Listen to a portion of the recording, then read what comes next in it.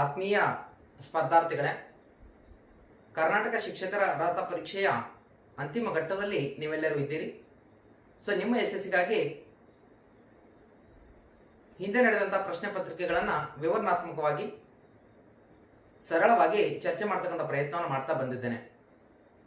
ಅದೇ ರೀತಿಯಾಗಿ ನನ್ನ ಒಂದು ಚರ್ಚೆ ಪರೀಕ್ಷೆಯಲ್ಲಿ ಪ್ರಶ್ನೆಗಳನ್ನು ಸರಳವಾಗಿ ಅರ್ಥ ಮಾಡ್ಕೊಳ್ಳಿಕ್ಕೆ ಜೊತೆಗೆ ಅತಿ ಹೆಚ್ಚು ಅಂಕ ಗಳಿಸಲಿಕ್ಕೆ ಸಹಕಾರಿ ಆಗ್ತಾ ಬರುತ್ತೆ. ಸೊ ನಾನು ಮುಸ್ಲಿಂ ಹಂಸ ಮುಲ್ತಾನಿ ಕರ್ನಾಟಕ ಅಕಾಡೆಮಿ ಎಜುಕೇಶನ್ ಚಾನಲ್ಗೆ ಸ್ವಾಗತವನ್ನ ಕೋರ್ತಾ ಇದ್ದೇನೆ. ಸ್ನೇಹಿತರೆ, ಇಲ್ಲಿ ನಾನು 2015ರ ಪ್ರಥಮ ಪತ್ರಿಕೆಗೆ ಸಂಬಂಧಿಸಿದಂತ ಶಿಶು ಮನೋವಿಜ್ಞಾನ ಮತ್ತು ವಿಕಸನ ಪ್ರಶ್ನೆ ಪತ್ರಿಕೆಯನ್ನು ಎತ್ಕೊಳ್ತಾ ಇದ್ದೇನೆ. ಈ ಒಂದು ಪ್ರಶ್ನೆ ಪತ್ರಿಕೆ ನಿಮಗೆ ಸಮಾಜ ವಿಜ್ಞಾನ, ಗಣಿತ ವಿಜ್ಞಾನ ಮತ್ತು ಪ್ರಥಮ ಪತ್ರಿಕೆ ಎಲ್ಲ ಅಭ್ಯರ್ಥಿಗಳಿಗೆ ಅನುಕೂಲಕಾರಿ ಆಗ್ತಾ ಬರುತ್ತೆ. ಯಾಕಂದ್ರೆ ಮೋಸ್ಟ್ ಇಂಪಾರ್ಟೆಂಟ್ ಟಾಪಿಕ್ ಪ್ರಥಮ ಪತ್ರಿಕೆಯಲ್ಲಿ ಇರ್ತಕ್ಕಂಥ ಪ್ರಶ್ನೆಗಳು ದ್ವಿತೀಯ ಪತ್ರಿಕೆಯಲ್ಲಿ ಕೂಡ ಕೇಳಿದ್ದಾರೆ, ದ್ವಿತೀಯ ಪತ್ರಿಕೆಯಲ್ಲಿ ಇರ್ತಕ್ಕಂಥ ಪ್ರಶ್ನೆಗಳನ್ನ ಪ್ರಥಮ ಪತ್ರಿಕೆಯಲ್ಲಿ ಕೂಡ ಕೇಳ್ತಾ ಬಂದಿದ್ದಾರೆ. ಸೊ ಇಲ್ಲಿ ಪ್ರಥಮ ಪತ್ರಿಕೆಯನ್ನ ಬರೆದ್ರೆ ಒಂದು ರೀತಿ ಪ್ರಶ್ನೆ ಪತ್ರಿಕೆ ನೋಡ್ತಾ ಹೋದ್ರೆ ಒಂದು ಜಜ್ಮೆಂಟ್ ಸಿಗುತ್ತೆ, ಯಾವ ರೀತಿಯಾಗಿ ಪ್ರಶ್ನೆಗಳನ್ನ ಕೇಳ್ತಾ ಹೋಗ್ತಕ್ಕಂಥ ಪ್ರಯತ್ನವನ್ನು ಮಾಡ್ತಾ ಇದ್ದೇನೆ ಅಂತಕ್ಕಂಥದ್ದು. ಸೊ ಈ ಒಂದು ಪ್ರಶ್ನೆ ಪತ್ರಿಕೆಯನ್ನ ಸಿದ್ಧಪಡಿಸಲಿಕ್ಕೆ ಸಹಕರಿಸಿದಂತಹ ಕುಮಾರ್ ಅಪ್ಪು ಬೆಣ್ಣಾಳಿ ಅವರಿಗೆ ನಮ್ಮ ಕರ್ನಾಟಕ ಅಕಾಡೆಮಿಯ ಎಲ್ಲ ಸಬ್ಸ್ಕ್ರೈಬರ್ಸ್ನ ಪರವಾಗಿ 45 ಲಕ್ಷಕ್ಕೂ ಹೆಚ್ಚು ವ್ಯೂವರ್ಸ್ನ ಪರವಾಗಿ ತುಂಬ ಹೃದಯದ ಧನ್ಯವಾದಗಳನ್ನ ಅರ್ಪಿಸಲಿಕ್ಕೆ ಬಯಸ್ತಾ ಇದ್ದೇನೆ. ಸೊ ಅದೇ ರೀತಿಯಾಗಿ ಮೊದಲನೇ ಬಾರಿಗೆ ನಮ್ಮ ಚಾನಲ್ ವೀಕ್ಷಿಸ್ತಾ ಇದ್ರೆ ಸಬ್ಸ್ಕ್ರೈಬ್ ಮಾಡೋದನ್ನ ಮರಿಬೇಡಿ, ಯಾಕಂದ್ರೆ ಯಾವುದೇ ಇಂಪಾರ್ಟೆಂಟ್ ಇನ್ಫಾರ್ಮೇಶನ್ ನಿಮ್ಮಿಂದ ಮಿಸ್ ಆಗಬಾರ್ದು. ಜೊತೆಗೆ ಪಕ್ಕದಲ್ಲಿ ಇರ್ತಕ್ಕಂಥ ಬೆಲ್ ಐಕನ್ ಪ್ರೆಸ್ ಮಾಡಿ, ಯಾಕಂದ್ರೆ ಯಾವುದೇ ನಾವು ವಿಡಿಯೋನ ಹಾಕಿದ್ರು ಕೂಡ ನಿಮಗೆ ನೋಟಿಫಿಕೇಶನ್ ಬರುತ್ತೆ. ಸಮ್ ಟೈಮ್ ಬರಲ್ಲ, ಅವಾಗ ನೀವೇ ಸರ್ಚ್ ಮಾಡಿ ನೋಡ್ಕೊಳ್ಬೇಕಾಗತ್ತೆ ಸರ್ ಯಾವ್ದಾದ್ರು ವಿಡಿಯೋನ ಹಾಕಿದಾರ ಅಥವಾ ಇಲ್ಲ ಅಂತಕ್ಕಂಥದ್ದು. ಯಾಕಂದ್ರೆ ಕರ್ನಾಟಕ ಸರ್ಕಾರ ನಡೆಸ್ತಕ್ಕಂಥ ಎಲ್ಲ ಸ್ಪರ್ಧಾತ್ಮಕ ಪರೀಕ್ಷೆಗಳನ್ನ ಅಪ್ಡೇಟ್ಸ್ಗಳನ್ನ ನಮ್ಮ ಚಾನಲ್ನಲ್ಲಿ ಎಲ್ಲರಿಗಿಂತ ಮೊದಲು ಕೊಡ್ತಕ್ಕಂಥ ಪ್ರಯತ್ನ ಮಾಡಿದ್ದೇವೆ. ಸೊ ಹೀಗಾಗಿ ಕರ್ನಾಟಕದಲ್ಲಿ ಅತ್ಯಂತ ವೇಗವಾಗಿ ಬೆಳೀತಕ್ಕಂಥ ಚಾನಲ್ ನಮ್ದು ಅಂತಕ್ಕಂಥದ್ದು ಹೇಳ್ಕೊಳ್ಳಿಕ್ಕೆ ಹೆಮ್ಮೆ ಅನ್ಸುತ್ತೆ. ಸೊ ನಿಮ್ಮ ಈ ಒಂದು ಅದ್ಭುತ ಒಂದು ಬೆಂಬಲಕ್ಕೆ ಕೃತಜ್ಞತೆಗಳನ್ನು ಸಲ್ಲಿಸ್ತಾ ನೇರವಾಗಿ ವಿಷಯಕ್ಕೆ ಹೋಗ್ತಕ್ಕಂಥ ಪ್ರಯತ್ನವನ್ನ ನಾನು ಮಾಡ್ತೇನೆ. ಸೊ ಇಲ್ಲಿ ನಾನು ತೆಗೆದುಕೊಂಡಿರ್ತಕ್ಕಂಥ ಒಂದು ಪ್ರಶ್ನೆ ಪತ್ರಿಕೆ ಯಾವುದಂದ್ರೆ ಅದು ಈ ಒಂದು ಶಿಶು ಮನೋವಿಜ್ಞಾನ ಮತ್ತು ವಿಕಸನ. ಇಲ್ಲಿ 2015ರ ಪ್ರಶ್ನೆ ಪತ್ರಿಕೆಯನ್ನು ತೆಗೆದುಕೊಳ್ತಾ ಇದ್ದೇನೆ. 2015 ಅದು ಪೇಪರ್ 1 ಅಂಡ್ ಪೇಪರ್ 2ಗೆ ಸಹಕಾರಿ ಆಗ್ತಾ ಬರುತ್ತೆ. ಸೊ ವಿಶ್ಲೇಷಣಾತ್ಮಕವಾಗಿ ಅಧ್ಯಯನವನ್ನು ಮಾಡ್ತೇವೆ. ಸೊ ಡೆಫಿನೆಟ್ ಆಗಿ ನಿಮಗೆ ಯಾವ ರೀತಿಯಾಗಿ ಪ್ರಶ್ನೆಗಳನ್ನ ಅರ್ಥೈಸ್ಕೊಳ್ಬೇಕು ಅಂತಕ್ಕಂಥದ್ದು ಒಂದು ಪೇಷನ್ಸ್ ಏನಂದ್ರೆ ಇಲ್ಲಿ ತಾಳ್ಮೆ ಕೊಟ್ಟು ಪರಿಪೂರ್ಣವಾಗಿ ವಿಡಿಯೋಸ್ಗಳನ್ನ ನೋಡಿದ್ರೆ, ಸೈಕಾಲಜಿ ನಾನು ಕೊಟ್ಟಿರ್ತಕ್ಕಂಥ ಪ್ರಶ್ನೆ ಪತ್ರಿಕೆ ಅನಾಲಿಸಿಸ್ ಅನ್ನ ನೋಡಿದ್ರೆ ಕೂಡ ನೀವು ಒಂದು 30ಕ್ಕೆ 25 ಅಂಕಗಳನ್ನ ಗಳಿಸಬಹುದು. ಆ ರೀತಿಯಾಗಿ ನಾನು ಅನಾಲಿಸಿಸ್ ಕೊಡ್ತಕ್ಕಂಥ ಪ್ರಯತ್ನವನ್ನ ನಾನು ತಿಳಿದುಕೊಂಡಿರುವ ಮಟ್ಟಿಗೆ ಮಾಡ್ತಾ ಬಂದಿದ್ದೇನೆ. ಡೆಫಿನೆಟ್ ಆಗಿ ಇದು ನಿಮ್ಮೆಲ್ಲರಿಗಾಗಿ ಹೆಲ್ಪ್ಫುಲ್ ಆಗತ್ತೆ. ಸೊ ತಡ ಮಾಡದೆ ಮೊದಲನೇ ಪ್ರಶ್ನೆನ ಎತ್ಕೋತಕ್ಕಂಥ ಪ್ರಯತ್ನವನ್ನ ನಾನು ಮಾಡ್ತೇನೆ. ಎಸ್, ಮೊದಲನೇ ಪ್ರಶ್ನೆ ನಿಮ್ಮ ಸ್ಕ್ರೀನ್ ಮೇಲೆ ಗೋಚರ ಆಗ್ತಾ ಇದೆ ಸ್ನೇಹಿತರೆ. ಮೊದಲನೇ ಪ್ರಶ್ನೆ ಈ ರೀತಿಯಾಗಿದೆ, ವಿಕಾಸದ ಅರ್ಥ ಏನು ಅಂತ ಕೇಳಿದ್ದಾರೆ. ವಿಕಾಸದ ಅರ್ಥ ಏನು ಅಂತ ಕೇಳಿದ್ದಾರೆ. ಸಿಂಪಲ್ ಕ್ವಶನ್ ಇದೆ. ಏನ್ ಸರ್ ಈ ರೀತಿ ಸಾಕಷ್ಟು ನೀವು ಹೇಳಿದಾರಲ್ಲ ಪದೇ ಪದೇ ಇದೇ ಒಂದು ಕ್ವಶನ್ ಅಂತಕ್ಕಂಥದ್ದು. ನಾನು ಅದಕ್ಕೆ ನಿಮ್ಗೆ ಹೇಳ್ತಾ ಇದ್ದೆ, ಶಿಶು ಮನೋವಿಜ್ಞಾನ ಮತ್ತು ವಿಕಸನ ವಿಷಯವನ್ನ ಅಧ್ಯಯನ ಮಾಡಿದ್ರೆ ಸಾಕು, ನೀವು ಎಲ್ಲ ವಿಷಯಗಳನ್ನ ಕ್ಯಾಚ್ ಮಾಡ್ಕೊಳ್ಬಹುದು. ಜೊತೆಗೆ ಎಲ್ಲ ಪತ್ರಿಕೆಗಳಲ್ಲಿ ಅತಿ ಹೆಚ್ಚು ಅಂಕ ಗಳಿಸಲಿಕ್ಕೆ, ಜೊತೆಗೆ ಕ್ವಶನ್ಸ್ ಏನಂದ್ರೆ ರಿಪೀಟ್ ಆಗ್ತಾ ಹೋಗಿದೆ, ಅದನ್ನ ನಾನು ನಿಮ್ಗೆ ಹೇಳ್ತಾ ಬಂದಿದ್ದೇನೆ. ಸೊ ಮೊದಲನೇದಾಗಿ ವಿಕಾಸದ ಅರ್ಥ ಆಪ್ಷನ್ 1 ಎತ್ತರ ಮತ್ತು ತೂಕದಲ್ಲಿ ಆಗುವ ಹೆಚ್ಚಳ. ನಂತರದಲ್ಲಿ ಜೀವನ ಪರ್ಯಂತ ಕ್ರಮಬದ್ಧ ಹಾಗೂ ಪ್ರಗತಿಪರ ಬದಲಾವಣೆ ಅಂತ ಹೇಳಿದ್ದಾರೆ. ಚಿಕ್ಕವನು ವಯಸ್ಕನಾಗುವುದು ಅಂತಕ್ಕಂಥದ್ದು ಹೇಳಿದ್ದಾರೆ, ವಯಸ್ಕ ಮುದುಕನಾಗುವುದು ಅಂತ ಹೇಳಿದ್ದಾರೆ. ವಿಕಾಸ ಅಂದ್ರೆ ಏನು ಅಂತಕ್ಕಂಥದ್ದು ಸಾಕಷ್ಟು ಅಭ್ಯರ್ಥಿಗಳು ಇನ್ನೂ ಕೂಡ ಗೊಂದಲದಲ್ಲಿದ್ದಾರೆ. ವಿಕಾಸ ಅಂದ್ರೆ ಗುಣಾತ್ಮಕ ಮತ್ತು ಪರಿಮಾಣಾತ್ಮಕ ಎರಡೂ ಬದಲಾವಣೆ ಕೂಡ ಹೌದು. ವಿಕಾಸ ಅಂದ್ರೆ ಗುಣಾತ್ಮಕ ಮತ್ತು ಪರಿಮಾಣಾತ್ಮಕ ಎರಡೂ ಕೂಡ ಬದಲಾವಣೆ. ಏನ್ರಿ, ಗುಣಾತ್ಮಕ ಬದಲಾವಣೆನೂ ಹೌದು, ನಂತರದಲ್ಲಿ ಪರಿಮಾಣಾತ್ಮಕ ಬದಲಾವಣೆನೂ ಹೌದು. ಸರಿ, ಹೆಂಗೆ ಅಂತಕ್ಕಂಥದ್ದು ಇದನ್ನ ಒಂದು ಬಾರಿ ಪ್ರಶ್ನೆಯನ್ನು ಕೇಳಿದ್ದಾರೆ. ಸೊ ಇಲ್ಲಿ ಯಾರ ವ್ಯಾಖ್ಯಾನದ ಪ್ರಕಾರ ಅಂದ್ರೆ ಕ್ರೋ ಮತ್ತು ಕ್ರೋರ್ ಅವರು ಅಂತಕ್ಕಂಥ ವ್ಯಾಖ್ಯಾನ ಪ್ರಕಾರ, ಕ್ರೋ ಮತ್ತು ಕ್ರೋರ್ ಅವರ ಪ್ರಕಾರ ವಿಕಾಸವು ಏನಂದ್ರೆ ಗುಣಾತ್ಮಕ ಮತ್ತು ಪರಿಮಾಣಾತ್ಮಕ ಬದಲಾವಣೆ ಆಗಿರ್ತದೆ. ಅಂದ್ರೆ ವಿಕಾಸವು ಬೆಳವಣಿಗೆಯನ್ನ ಒಳಗೊಳ್ಳುತ್ತೆ ಅಂತ ಹೇಳ್ತಾರೆ. ಸೊ ವಿಕಾಸ ಅಂತಕ್ಕಂಥದ್ದು ವ್ಯಕ್ತಿಯ ಹುಟ್ಟಿನಿಂದ ಸಾವಿನವರೆಗೆ ನಡ್ತಕ್ಕಂಥ ಒಂದು ಪ್ರಕ್ರಿಯೆ, ಗರ್ಭದಿಂದ ಗೋರಿಯವರೆಗೆ ಅಂತ ಹೇಳಿ ಸಿಂಪಲ್ ಆಗಿ ಹೇಳ್ಬೋದು. ಸೊ ಅದೇ ರೀತಿಯಾಗಿ ಬೆಳವಣಿಗೆ ನಿಗದಿತ ಅವಧಿಯವರೆಗೆ ನಡೆಯುತ್ತೆ, ನಂತರದಲ್ಲಿ ಸ್ಥಗಿತಗೊಳ್ಳುತ್ತೆ, ಅದು ಮುಂದೆ ಕಂಟಿನ್ಯೂ ಆಗಲ್ಲ ಅಂತಕ್ಕಂಥದ್ದು. ಅದು ಎತ್ತರ ಆಗಿರ್ಬೋದು, ಗಾತ್ರದಲ್ಲಿ ಹೆಚ್ಚಳ ಆಗಿರ್ಬೋದು, ಕಂಟಿನ್ಯೂ ಇರಲ್ಲ, ಸಾಯವರೆಗೂ ಅದು ಇರಲ್ಲ ಅಂತಕ್ಕಂಥದ್ದು ಏನಂದ್ರೆ. ಆದ್ರೆ ವಿಕಾಸ ಜೀವನ ಪರ್ಯಂತ ಕ್ರಮಬದ್ಧ ಹಾಗೂ ಪ್ರಗತಿಪರ ಬದಲಾವಣೆ ಅಂತ ಹೇಳ್ತಾರೆ. ಯಾಕಂದ್ರೆ ವಿಕಾಸದ ಸಾರ್ವತ್ರಿಕ ತತ್ವಗಳಲ್ಲಿ ಈ ಒಂದು ತತ್ವಗಳಲ್ಲಿ ಬರುತ್ತೆ. ಮೊದಲನೇದಾಗಿ ಜೀವನ ಪರ್ಯಂತ ನಡೀತಕ್ಕಂಥ ಒಂದು ಕ್ರಮಬದ್ಧ, ಜೀವನ ಪರ್ಯಂತ ನಡೀತದೆ. ಈಗ ವಿಕಾಸ ಒಂದು ಕ್ರಮಬದ್ಧ ವಿನ್ಯಾಸವನ್ನು ಅನುಸರಿಸ್ತದೆ ಅಂತಕ್ಕಂಥದ್ದು ಬರುತ್ತೆ. ಶಿರ ಪಾದಾಭಿಮುಖ ವಿನ್ಯಾಸ ಆಗಿರ್ಬೋದು, ಶಿರ ಪಾದಾಭಿಮುಖ, ಶಿರದಿಂದ ಪಾದದವರೆಗೆ ಶಿರ ಪಾದಾಭಿಮುಖ ವಿನ್ಯಾಸ. ನೆಕ್ಸ್ಟ್ ಕ್ವಶನ್ ಕೂಡ ಬಂದಿದೆ, ಅದನ್ನು ಚರ್ಚೆ ಮಾಡ್ತೀನಿ ಇನ್ನು ಮುಂದೆ. ಅಥವಾ ಕೇಂದ್ರ ಪರಿಧಿ ಅಭಿಮುಖ ವಿನ್ಯಾಸ ಆಗಿರ್ಬೋದು, ಅಥವಾ ಚಲನೆ ವಿನ್ಯಾಸ ಆಗಿರ್ಬೋದು. ಸೊ ಈ ರೀತಿಯಾಗಿ ಕ್ರಮಬದ್ಧವಾಗಿ ನಡೀತದೆ. ಇದು ವಿಕಾಸದ ಸಾರ್ವತ್ರಿಕ ತತ್ವ ಸ್ನೇಹಿತರೆ. ಇನ್ನು ಪ್ರಗತಿಪರ ಬದಲಾವಣೆ.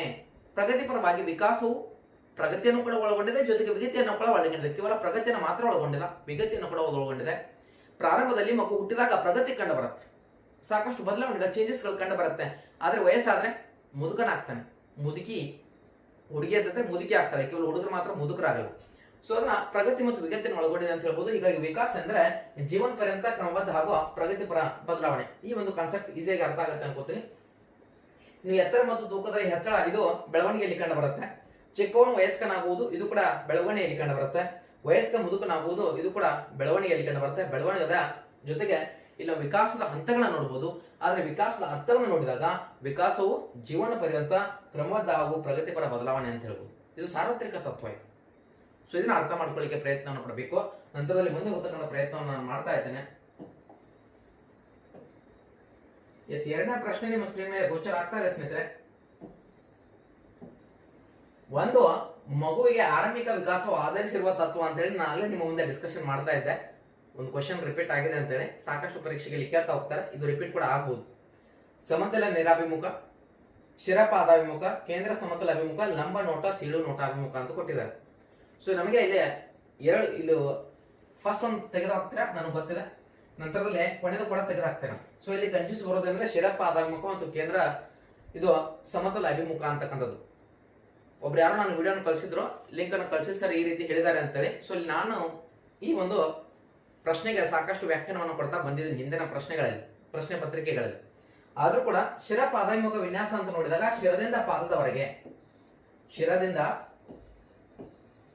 ಶಿರದಿಂದ ಪಾದದವರೆಗೆ ಕಂಡು ಬರುತ್ತೆ. ಪಾದದವರೆಗೆ ಇದನ್ನು ಶಿರ ಪಾದಾಭಿಮುಖ ವಿನ್ಯಾಸ ಅಂತ ಕರೀತಾರೆ. ಶೆಫೆಲೋಕಾಡಲೋ ತಂತ್ರ ಅಂತ ಕರೀತಾರೆ, ಶೆಫೆಲೋಕಾಡಲೋ ತತ್ವ ಅಂತ ಕರೀತಾರೆ ಇಂಗ್ಲಿಷ್ ನಲ್ಲಿ ಪ್ರಶ್ನೆ ಕೇಳಿದ್ರೆ. ಶಿರದಿಂದ ಪಾದದವರೆಗೆ ಬೆಳವಣಿಗೆ ಆಗ್ತಾ ಹೋಗುತ್ತೆ. ಮೊದಲು ಮನುಷ್ಯನ ಶಿರ ನೋಡಿ ಏನಾಗತ್ತೆ, ಮನುಷ್ಯನ ಹೆಡ್ ಕುತ್ತಿಗೆ, ತಲೆ ಮೊದಲು ಕಂಟ್ರೋಲ್ಗೆ ಬರುತ್ತೆ. ಮಗುವಿಂದ ನೋಡ್ರಿ ಮೊದಲು ತಲೆ ಕಂಟ್ರೋಲ್ ಬರುತ್ತೆ, ಮೊದಲು ಕಾಲು ಬರಲ್ಲ. ಒಬ್ರು ಯಾರೋ ಮನೆ ಹೇಳ್ತಾ ಇದ್ರು ನನಗೆ, ಒಂದು ವಿಡಿಯೋ ಕಳಿಸಿದಾಗ ಅದ್ರಲ್ಲಿ ನೋಡಿದೆ. ಅದು ಏನಂದ್ರೆ ಕೇಂದ್ರ ಸಮತಲ ಅಭಿಮುಖ ವಿನ್ಯಾಸದ ಬಗ್ಗೆ ವ್ಯಾಖ್ಯಾನವನ್ನು ಕೊಡ್ತಾ ಇದ್ರು. ಮೊದಲು ಕಾಲದಿಂದ ತಲೆಯ ಕಡೆಗೆ ಒಂದು ವಿನ್ಯಾಸ ಸಾಗತ್ತೆ ಅಂತಕ್ಕಂಥದ್ದು. ಕಾಲ ಹೋಗಲು ಫಸ್ಟ್ ಕಂಟ್ರೋಲ್ ಅಲ್ಲಿ ಬರಲ್ಲ. ಮಗು ಹುಟ್ಟ ತಕ್ಷಣ ಮೊದಲು ಕಾಲು ಬಂದು ಆಮೇಲೆ ಕುತ್ತಿಗೆ ಬರುತ್ತಾ? ಯಾವ ರೀತಿಯಾಗಿ ಬರುತ್ತೆ ಇದು? ಸೊ ಯಾವ ಪುಸ್ತಕದಲ್ಲಿದೆ ನಾನು ಕೂಡ ನೋಡ್ಬೇಕು ಅದನ್ನ. ಶಿರ ಪಾದಾಭಿಮುಖ ವಿನ್ಯಾಸ ಅಂದ್ರೆ ಶಿರದಿಂದ ಪಾದದವರೆಗೆ ಅಂತಕ್ಕಂಥದ್ದು. ಶಿರದಿಂದ ಪಾದದವರೆಗೆ, ತಲೆಯಿಂದ ಮೊದಲು ಕುತ್ತಿಗೆ. ಒಂದು ಮಗು ನೋಡಿ ಯಾವ್ದಾದ್ರು ತೆಗೆದುಕೊಂಡು ಎಕ್ಸಾಂಪಲ್, ನಿಮ್ಮ ಮಗುನೇ ಇರ್ಬೋದು, ತಗೊಂಡ್ ನೋಡಿ ಮೊದಲು ಕುತ್ತಿಗೆ ಕಂಟ್ರೋಲ್ ಬರುತ್ತೆ. ಕುತ್ತಿಗೆ ಕೂತಿದೆ ಇಲ್ಲ ಅಂತ ಕೇಳ್ತಾರೆ ನೋಡಿ, ಬೀಳತ್ತೆ ಮಗು, ಕುತ್ತಿಗೆ ಕೂತಿಲ್ಲ ಅಂತಕ್ಕಂಥದ್ದು. ಸೊ ಸಮ್ ಮನ್ಸ್ ಆದ್ಮೇಲೆ ಕುತ್ತಿಗೆ ಕೂಡತ್ತೆ, ಮೊದಲು ಶಿರ ಕಂಟ್ರೋಲ್ ಬರುತ್ತೆ, ಆಮೇಲೆ ಭುಜಗಳಾಗಿರ್ಬೋದು, ಆಮೇಲೆ ಕಾಲ ಕಡೆಗಡೆ ಏನಾದ್ರೆ ಸಾಕ್ತಾ ಹೋಗುತ್ತೆ. ಈ ರೀತಿಯಾಗಿ ಕಂಟ್ರೋಲ್ ಬರುತ್ತೆ, ಕೈ ಕಾಲು ಈ ರೀತಿಯಾಗಿ. ಇನ್ನು ಕೇಂದ್ರ ಸಮತಲ ಪರಿಧಿ ಅಭಿಮುಖ ಅಂದ್ರೆ ಇಲ್ಲಿ ಮೊದಲು ಭುಜಗಳ ಮೇಲೆ ಕಂಟ್ರೋಲ್ ಬರುತ್ತೆ. ಭುಜಗಳಿಂದ, ಆದ್ರೆ ಸಾಮಾನ್ಯವಾಗಿ ಇದು ನಡೀತದೆ, ಭುಜಗಳ ಮೇಲೆ ಬಂದು ಮಣಿಕಟ್ಟುಗಳ ಮುಖಾಂತರ ಹೋಗಿ ಬೆರಳುಗಳ ಮೇಲೆ ಕಂಟ್ರೋಲ್ ಬರುತ್ತೆ.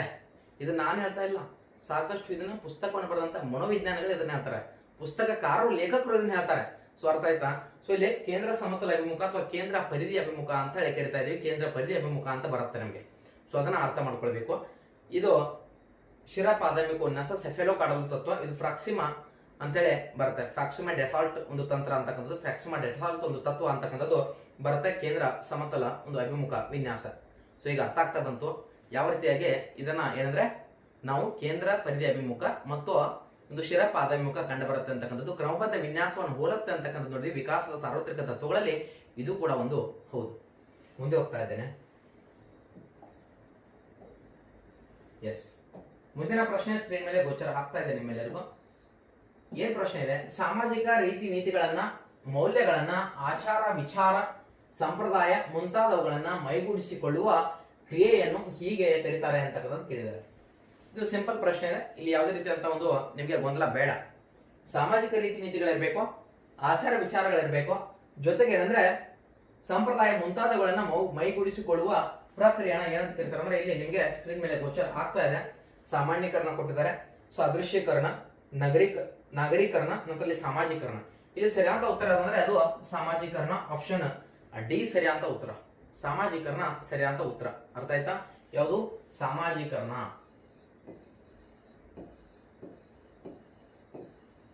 ಒಂದ್ ರೀತಿಯಲ್ಲಿ ಇದನ್ನ ಸಮೂಹಗತಿ ಶಾಸ್ತ್ರ ಮತ್ತು ಸೋಸಿಯೋಮೆಟ್ರಿ ಅಂತಕ್ಕಂಥದ್ದು ಏನ್ ಬರುತ್ತೆ ಅದನ್ನ ಒಳಗೊಳ್ತಕ್ಕಂಥ ಒಂದು ಪ್ರಶ್ನೆಯನ್ನ ಕೇಳಿದ್ದಾರೆ. ಸೊ ಇದನ್ನ ಸಾಮಾಜೀಕರಣ, ಗ್ರೂಪ್ ಡೈನಾಮಿಕ್ಸ್ ಅಥವಾ ಸೋಸಿಯೋಮೆಟ್ರಿ ಅಂತ ಹೇಳ್ತಾ ಬರ್ತೀವಿ.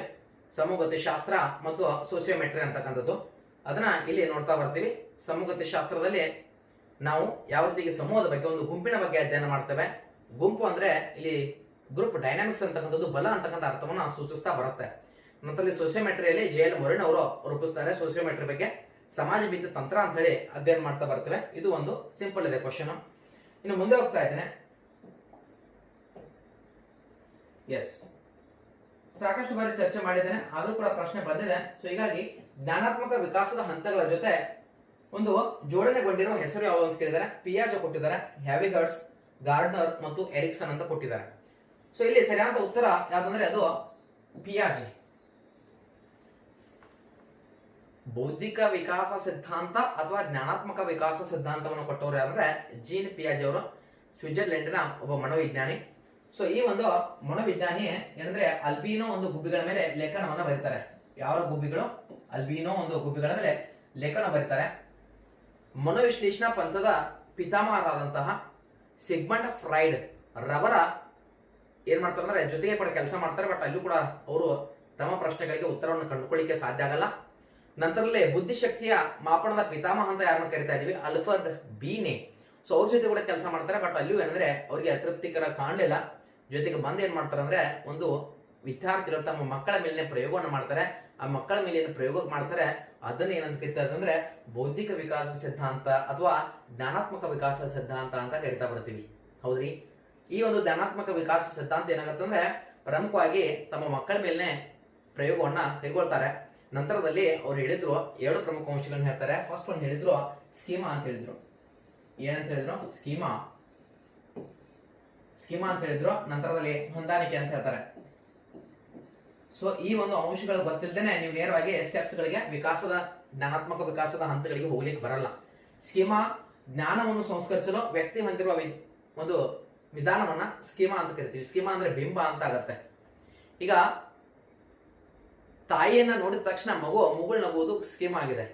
ಆ ಒಂದು ಹಾಲಿನ ಬಾಟಲೆಯನ್ನ ನೋಡಿದ ತಕ್ಷಣ ಮಗು ಏನಂದ್ರೆ ನಾಲಿಗೆನ ಚಪ್ಪರಿಸುವುದಾಗಿರ್ಬೋದು, ಇದು ಕೂಡ ಒಂದು ಸ್ಕೀಮ್ ಆಗಿದೆ. ಅಂದ್ರೆ ಜ್ಞಾನವನ್ನ ಸಂಸ್ಕರಿಸಲು ವ್ಯಕ್ತಿ ಹೊಂದಿರುವ ಒಂದು ವಿಧಾನ, ಬಿಂಬ ಅಂತ ಕರಿಬಹುದು, ಇಮೇಜ್ ಅಂತ ಹೇಳಿ ನೀವು ಈಸಿಯಾಗಿ ಅರ್ಥ ಮಾಡ್ಕೊಳ್ಬಹುದು, ಒಂದು ಚಿತ್ರ ಅಂತಕ್ಕಂಥದ್ದು. ಇನ್ನು ಹೊಂದಾಣಿಕೆ ಬರುತ್ತೆ. ಸೊ ಈ ಹೊಂದಾಣಿಕೆಯಲ್ಲಿ 2 ಪ್ರಮುಖ ಅಂಶಗಳು ಬರುತ್ತೆ. ಫಸ್ಟ್ ಒನ್ ಬರುತ್ತೆ ಯಾವ್ದಂದ್ರೆ ಸ್ವಾಂಗೀಕರಣ ಅಂತ ಬರುತ್ತೆ. ಪರೀಕ್ಷೆಯಲ್ಲಿ ಇದ್ರ ಮೇಲೆ ಪ್ರಶ್ನೆಗಳನ್ನು ಕೇಳ್ತಾ ಹೋಗಿದ್ದಾನೆ. ಇದು ಹೈಯರ್ ಸ್ಟ್ಯಾಂಡರ್ಡ್ಗೆ 6 to 8 ಸ್ಟ್ಯಾಂಡರ್ಡ್ ಅಲ್ಲಿ ಇದ್ರ ಮೇಲೆ ಕೇಳ್ತಾನೆ. ಪ್ರೈಮರಿ ಕೇಳಿದ್ರೆ ಇದ್ರ ಮೇಲೆ ಕೇಳ್ತಾನೆ ಸ್ವಾಂಗೀಕರಣ. ಅಂಡ್ ಸೆಕೆಂಡ್ ಒನ್ ಬರೋದು ಅಂದ್ರೆ ಅದು ಸ್ಥಳಾವಕಾಶ ಒದಗಿಸುವಿಕೆ. ಸ್ಥಳಾವಕಾಶ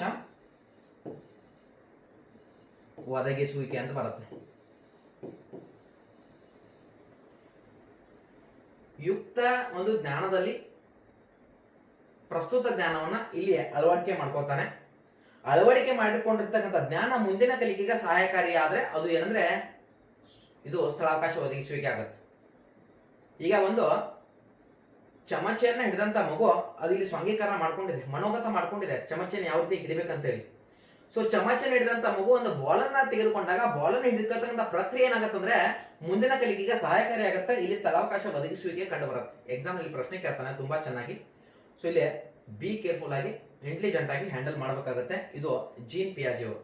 ಸೊ ಇದ್ರ ಮೇಲಿನ ಇವ್ರು ಏನ್ ಮಾಡ್ತಾರೆ 4 ಹಂತಗಳ ಬಗ್ಗೆ ತಿಳಿಸ್ಕೊಡ್ತಕ್ಕಂಥ ಪ್ರಯತ್ನ ಮಾಡಿದ್ರು. ಫಸ್ಟ್ ಒನ್ ಯಾವ್ದಂದ್ರೆ ಅದು ನಿಮ್ಗೆ ಗೊತ್ತು ಈಗಾಗಲೇ, ಏನು ಸಂವೇದನಾ ಗತಿ ಹಂತ ಅಂತೇಳಿ ಸಂವೇದನ. ನಂತರದಲ್ಲಿ ಕಾರ್ಯಪೂರ್ವ ಅಂತ ಬರುತ್ತೆ, ಕಾರ್ಯಪೂರ್ವ. ನಂತರದಲ್ಲಿ ಮೂರ್ತ ಕಾರ್ಯ ಅಂತ ಬರುತ್ತೆ, ಮೂರ್ತ ಕಾರ್ಯ. ನಂತರದಲ್ಲಿ ಔಪಚಾರಿಕ ಹಂತ ಅಂತ ಬರುತ್ತೆ. ಸೊ ಸಂವೇದನಾ ಗತಿ ಹಂತ ಏನಾಗತ್ತಂದ್ರೆ ನಾವು 0 ಇಂದ 2 ವರ್ಷ ನೋಡ್ತಾ ಇದ್ದೇವೆ. ಕಾರ್ಯಪೂರ್ವ ಹಂತವನ್ನ 2 ರಿಂದ 7 ವರ್ಷ ನೋಡ್ತಾ ಇದ್ದೇವೆ. ಮೂರ್ತ ಕಾರ್ಯಗಳ ಹಂತವನ್ನ 7 ರಿಂದ 11 ವರ್ಷ ನೋಡ್ತಾ ಇದ್ದೇವೆ. ನಂತರ ಔಪಚಾರಿಕ ಹಂತವನ್ನ ನಾವು ನೋಡಿದ್ವು 11 ವರ್ಷ ಮೇಲ್ಪಟ್ಟು ನೋಡ್ತಾ ಇದ್ದೇವೆ. ಸೊ ಇದ್ರ ಮೇಲೆ ಪ್ರಶ್ನೆಗಳನ್ನ ಕೇಳ್ತಾ ಬರ್ತಾನೆ. ಯಾವ ರೀತಿಯಾಗಿ ಪ್ರಶ್ನೆಗಳನ್ನ ಕೇಳಬಹುದು? ಸಂವೇದನಾ ಗತಿ ಹಂತ ಅಂತ ಕೇಳ್ತಾನೆ. ಇಂದ್ರಿಯ ಅನುಭವಗಳು ಮತ್ತು ಗತಿಶೀಲ ಚಟುವಟಿಕೆಗಳು ಎಲ್ಲಿ ಕಂಡು ಬರುತ್ತೆ ಅಂತ ಕೇಳಿದ್ರೆ ಸಂವೇದನಾ ಗತಿ ಹಂತದಲ್ಲಿ ಕಂಡು ಬರುತ್ತೆ. ಸೊ ಇದು ಇಂಪಾರ್ಟೆಂಟ್. ಜಗತ್ತು ಇರುವುದು ತನಗಾಗಿ ಅಂತಕ್ಕಂಥ ಅಹಂಭಾವನೆ ಏನಂದ್ರೆ ಸಂವೇದನಾ ಗತಿ ಹಂತದಲ್ಲಿ ಇರುತ್ತೆ. ನಂತರದಲ್ಲಿ ಕಾರ್ಯಪೂರ್ವ ಹಂತದಲ್ಲಿ ಇಲ್ಲಿ ಅನಿಮಿಸಮ್ ಲಕ್ಷಣ, ಇಮ್ಯಾಜಿನೇಷನ್, ಒಂದು ಬಾರಿ ಪ್ರಶ್ನೆ ಕೇಳಿದ್ದಾರೆ ಅನಿಮಿಸಮ್ ಎಲ್ಲಿ ಕಂಡು ಬರುತ್ತೆ ಅಂತಕ್ಕಂಥದ್ದು ಕಾರ್ಯಪೂರ್ವ ಹಂತದಲ್ಲಿ 2 ರಿಂದ 7 ವರ್ಷ. ಜೊತೆಗೆ ಇಲ್ಲಿ ಸಾಂಕೇತಿಕ ಆಟ ಕಂಡು ಬರುತ್ತೆ, ವಿಳಂಬಿತ ಅನುಕರಣೆ ಕಂಡು ಬರುತ್ತೆ, ಚಿತ್ರ ರಚನಾ ಸಾಮರ್ಥ್ಯ ಇಲ್ಲಿ ಕಂಡು ಬರುತ್ತೆ. ಕಾರ್ಯಪೂರ್ವ ಹಂತದಲ್ಲಿ very very very very important. ಯಾವ್ದಾದ್ರು ಪ್ರಶ್ನೆಯಲ್ಲಿ ಎತ್ತಿ ಆಗ್ತಾನೆ. ಮೂರ್ತ ಕಾರ್ಯಗಳ ಹಂತದಲ್ಲಿ ಸ್ಥಾಯಿತ್ವದ ಪರಿಕಲ್ಪನೆ ಉಂಟಾಗತ್ತೆ. ಸ್ಥಾಯಿತ್ವ ಒಂದು ಪರಿಕಲ್ಪನೆ ಉಂಟಾಗುತ್ತೆ. ಸ್ಥಾಯಿತ್ವ ಅಂದ್ರೆ ಏನು ಅಂತಕ್ಕಂಥದ್ದನ್ನ ನಾನು ಚರ್ಚೆ ಮಾಡ್ತಾ ಬಂದಿದ್ದೇನೆ. ನಿಮಗೆ ಆ ಒಂದು ಏನು ಕೀ ಪಾಯಿಂಟ್ಸ್ ಕೊಟ್ಟಿದ್ದೇನೆ ಅದನ್ನ ಫೈನಲ್ ಆಗಿ ಯಾವುದೇ ಬುಕ್ಸ್ ಅನ್ನು ಓದೋದು ಬೇಡ. ಆ ಕೀ ಪಾಯಿಂಟ್ಸ್ ಮೇಲೆ ಒಂದ್ ಬಾರಿ ನೀವು ಕಣ್ಣು ಹಸಿದ್ರೆ ಸಾಕು, ಈ ಎಲ್ಲ ಪಾಯಿಂಟ್ಸ್ ಗಳನ್ನ ನಾನು ಅಲ್ಲಿ ಕವರ್ ಮಾಡ್ತಕ್ಕಂಥ ಪ್ರಯತ್ನವನ್ನು ನಾನು ಮಾಡಿದ್ದೇನೆ. ಸೊ ಇಲ್ಲಿ ಮೂರ್ತ ಕಾರ್ಯಗಳ ಹಂತದಲ್ಲಿ ಸ್ಥಾಯಿತ್ವದ ಪರಿಕಲ್ಪನೆ ಉಂಟಾಗುತ್ತೆ. 6ನೇ ವಯಸ್ಸಿನಲ್ಲಿ ಪ್ರಶ್ನೆ ಕೇಳಬಹುದು. ಸರ್ ಮೊನ್ನೆ ಒಬ್ಬ ಪ್ರಶ್ನೆ ಕೇಳಿದ್ರು ನನಗೆ, ಸರ್ ಕಾರ್ಯಪೂರ್ವ ಅಂತ 2 ರಿಂದ 7 ವರ್ಷ ಅಂತ ಹೇಳಿದ್ರಿ, ಮೂರ್ತ ಕಾರ್ಯಗಳ ಅಂತ 7 ರಿಂದ 11 ವರ್ಷ ಅಂತ ಹೇಳಿದ್ರಿ, ಪುಸ್ತಕದಲ್ಲಿ ಕೂಡ ಅದೇ ರೀತಿಯಾಗಿದೆ. ಆದ್ರೆ ಸ್ಥಾಯಿತ್ವದ ಪರಿಕಲ್ಪನೆ 6 ವರ್ಷ, ಇಲ್ಲಿ 6 ವರ್ಷಕ್ಕೆ ಏನಾಗುತ್ತಂದ್ರೆ ಸಂಖ್ಯಾ ಸ್ಥಾಯಿತ್ವ ಮಗುವಿನಲ್ಲಿ ಕಂಡು ಬರುತ್ತೆ. ಸಂಖ್ಯಾ ಸ್ಥಾಯಿತ್ವ, ದ್ರವ್ಯರಾಶಿ ಮತ್ತು ತೂಕ ಸ್ಥಾಯಿತ್ವ ಕಂಡು ಬರುತ್ತೆ. 6ನೇ ವಯಸ್ಸಿನಲ್ಲಿ ಸಂಖ್ಯಾ ಸ್ಥಾಯಿತ್ವ, 7ನೇ ವಯಸ್ಸಿನಲ್ಲಿ ದ್ರವ್ಯರಾಶಿ, 9ನೇ ವಯಸ್ಸಿನಲ್ಲಿ ತೂಕ ಸ್ಥಾಯಿತ್ವ. ಇಲ್ಲಿ ಮೂಡುತ್ತೆ. ಸ್ಥಾಯಿತ್ವದ ಕಲ್ಪನೆ ಮೂಡ್ಲಿಕ್ಕೆ ಪ್ರಾರಂಭ ಆಗತ್ತೆ. ಅದು ಸಂಪೂರ್ಣವಾಗಿ ವಿಕಾಸಗೊಳ್ಳೋದು ಮೂರ್ತ ಕಾರ್ಯಗಳ ಹಂತದಲ್ಲಿ. ಅಂಡರ್ಸ್ಟುಡ್? ಇನ್ನು ಔಪಚಾರಿಕ ಕಾರ್ಯಗಳ ಹಂತ. ಸೊ ಔಪಚಾರಿಕ ಕಾರ್ಯಗಳ ಹಂತ ಅಂತಕ್ಕಂಥದ್ದು ವೈಜ್ಞಾನಿಕ ಒಂದು ಮನೋಭಾವ ಬೆಳೆಯುತ್ತೆ, ವಿಮರ್ಶಾ ಪ್ರವೃತ್ತಿ ಬೆಳ್ತಾ ಬರುತ್ತೆ. ಒಂದ್ ರೀತಿಯಲ್ಲಿ ಔಪಚಾರಿಕ ಕಾರ್ಯಗಳ ಹಂತವನ್ನ ನಾವು ಬೆಳವಣಿಗೆ ಬುಗ್ಗೆಗೊಳಿಸಬಹುದು. ಸರಿ, ಯಾವ್ದ್ರಿ ಅದು? ತಾರುಣ್ಯಾವಸ್ಥೆ, ಅಡೋಲ್ಸೆನ್ಸ್ ಏಜ್. ಅದಕ್ಕೆ ನಾವು ಇದನ್ನ ಔಪಚಾರಿಕ ಕಾರ್ಯಗಳ ಹಂತವನ್ನ ಹೋಲಿಸ್ತಾ ಬರ್ಬೋದು. ಈ ರೀತಿಯಾಗಿ ಈ 4 ಹಂತಗಳ ಬಗ್ಗೆ ಹೇಳ್ತಾರೆ. ಕೇವಲ ಇಷ್ಟೇ ಹೇಳಿಲ್ಲ ಸ್ನೇಹಿತರೆ, ನೈತಿಕ ಸಿದ್ಧಾಂತ ಬಗ್ಗೆ ಕೂಡ ಜೀನ್ ಪಿಯಾಜೆ ಅವರು ಹೇಳ್ತಾರೆ. ಅದರ ಮೇಲೆ ನಾನು ಒಂದು ಕಂಪ್ಲೀಟ್ ಆಗಿ ಇವ್ರ ಮೇಲೆ ವಿಡಿಯೋನ ಡಿಸ್ಕಷನ್ ಮಾಡಿದ್ದೀನಿ. ದಯವಿಟ್ಟು ನನ್ನ ಪ್ಲೇಲಿಸ್ಟ್ ಹೋಗಿ ಸರ್ಚ್ ಮಾಡಿ ನೋಡ್ಕೊಳ್ತಾ ಬನ್ನಿ. ಡೆಫಿನೆಟ್ ಆಗಿ ನಿಮ್ಮ ಎಕ್ಸಾಮ್ಸ್ಗಳಿಗೆ ಹೆಲ್ಪ್ಫುಲ್ ಆಗತ್ತೆ ಅಂತಕ್ಕಂಥದ್ದು. ಮುಂದೆ ಹೋಗ್ತಾ ಇದ್ದೇನೆ. ಮುಂದಿನ ಪ್ರಶ್ನೆ,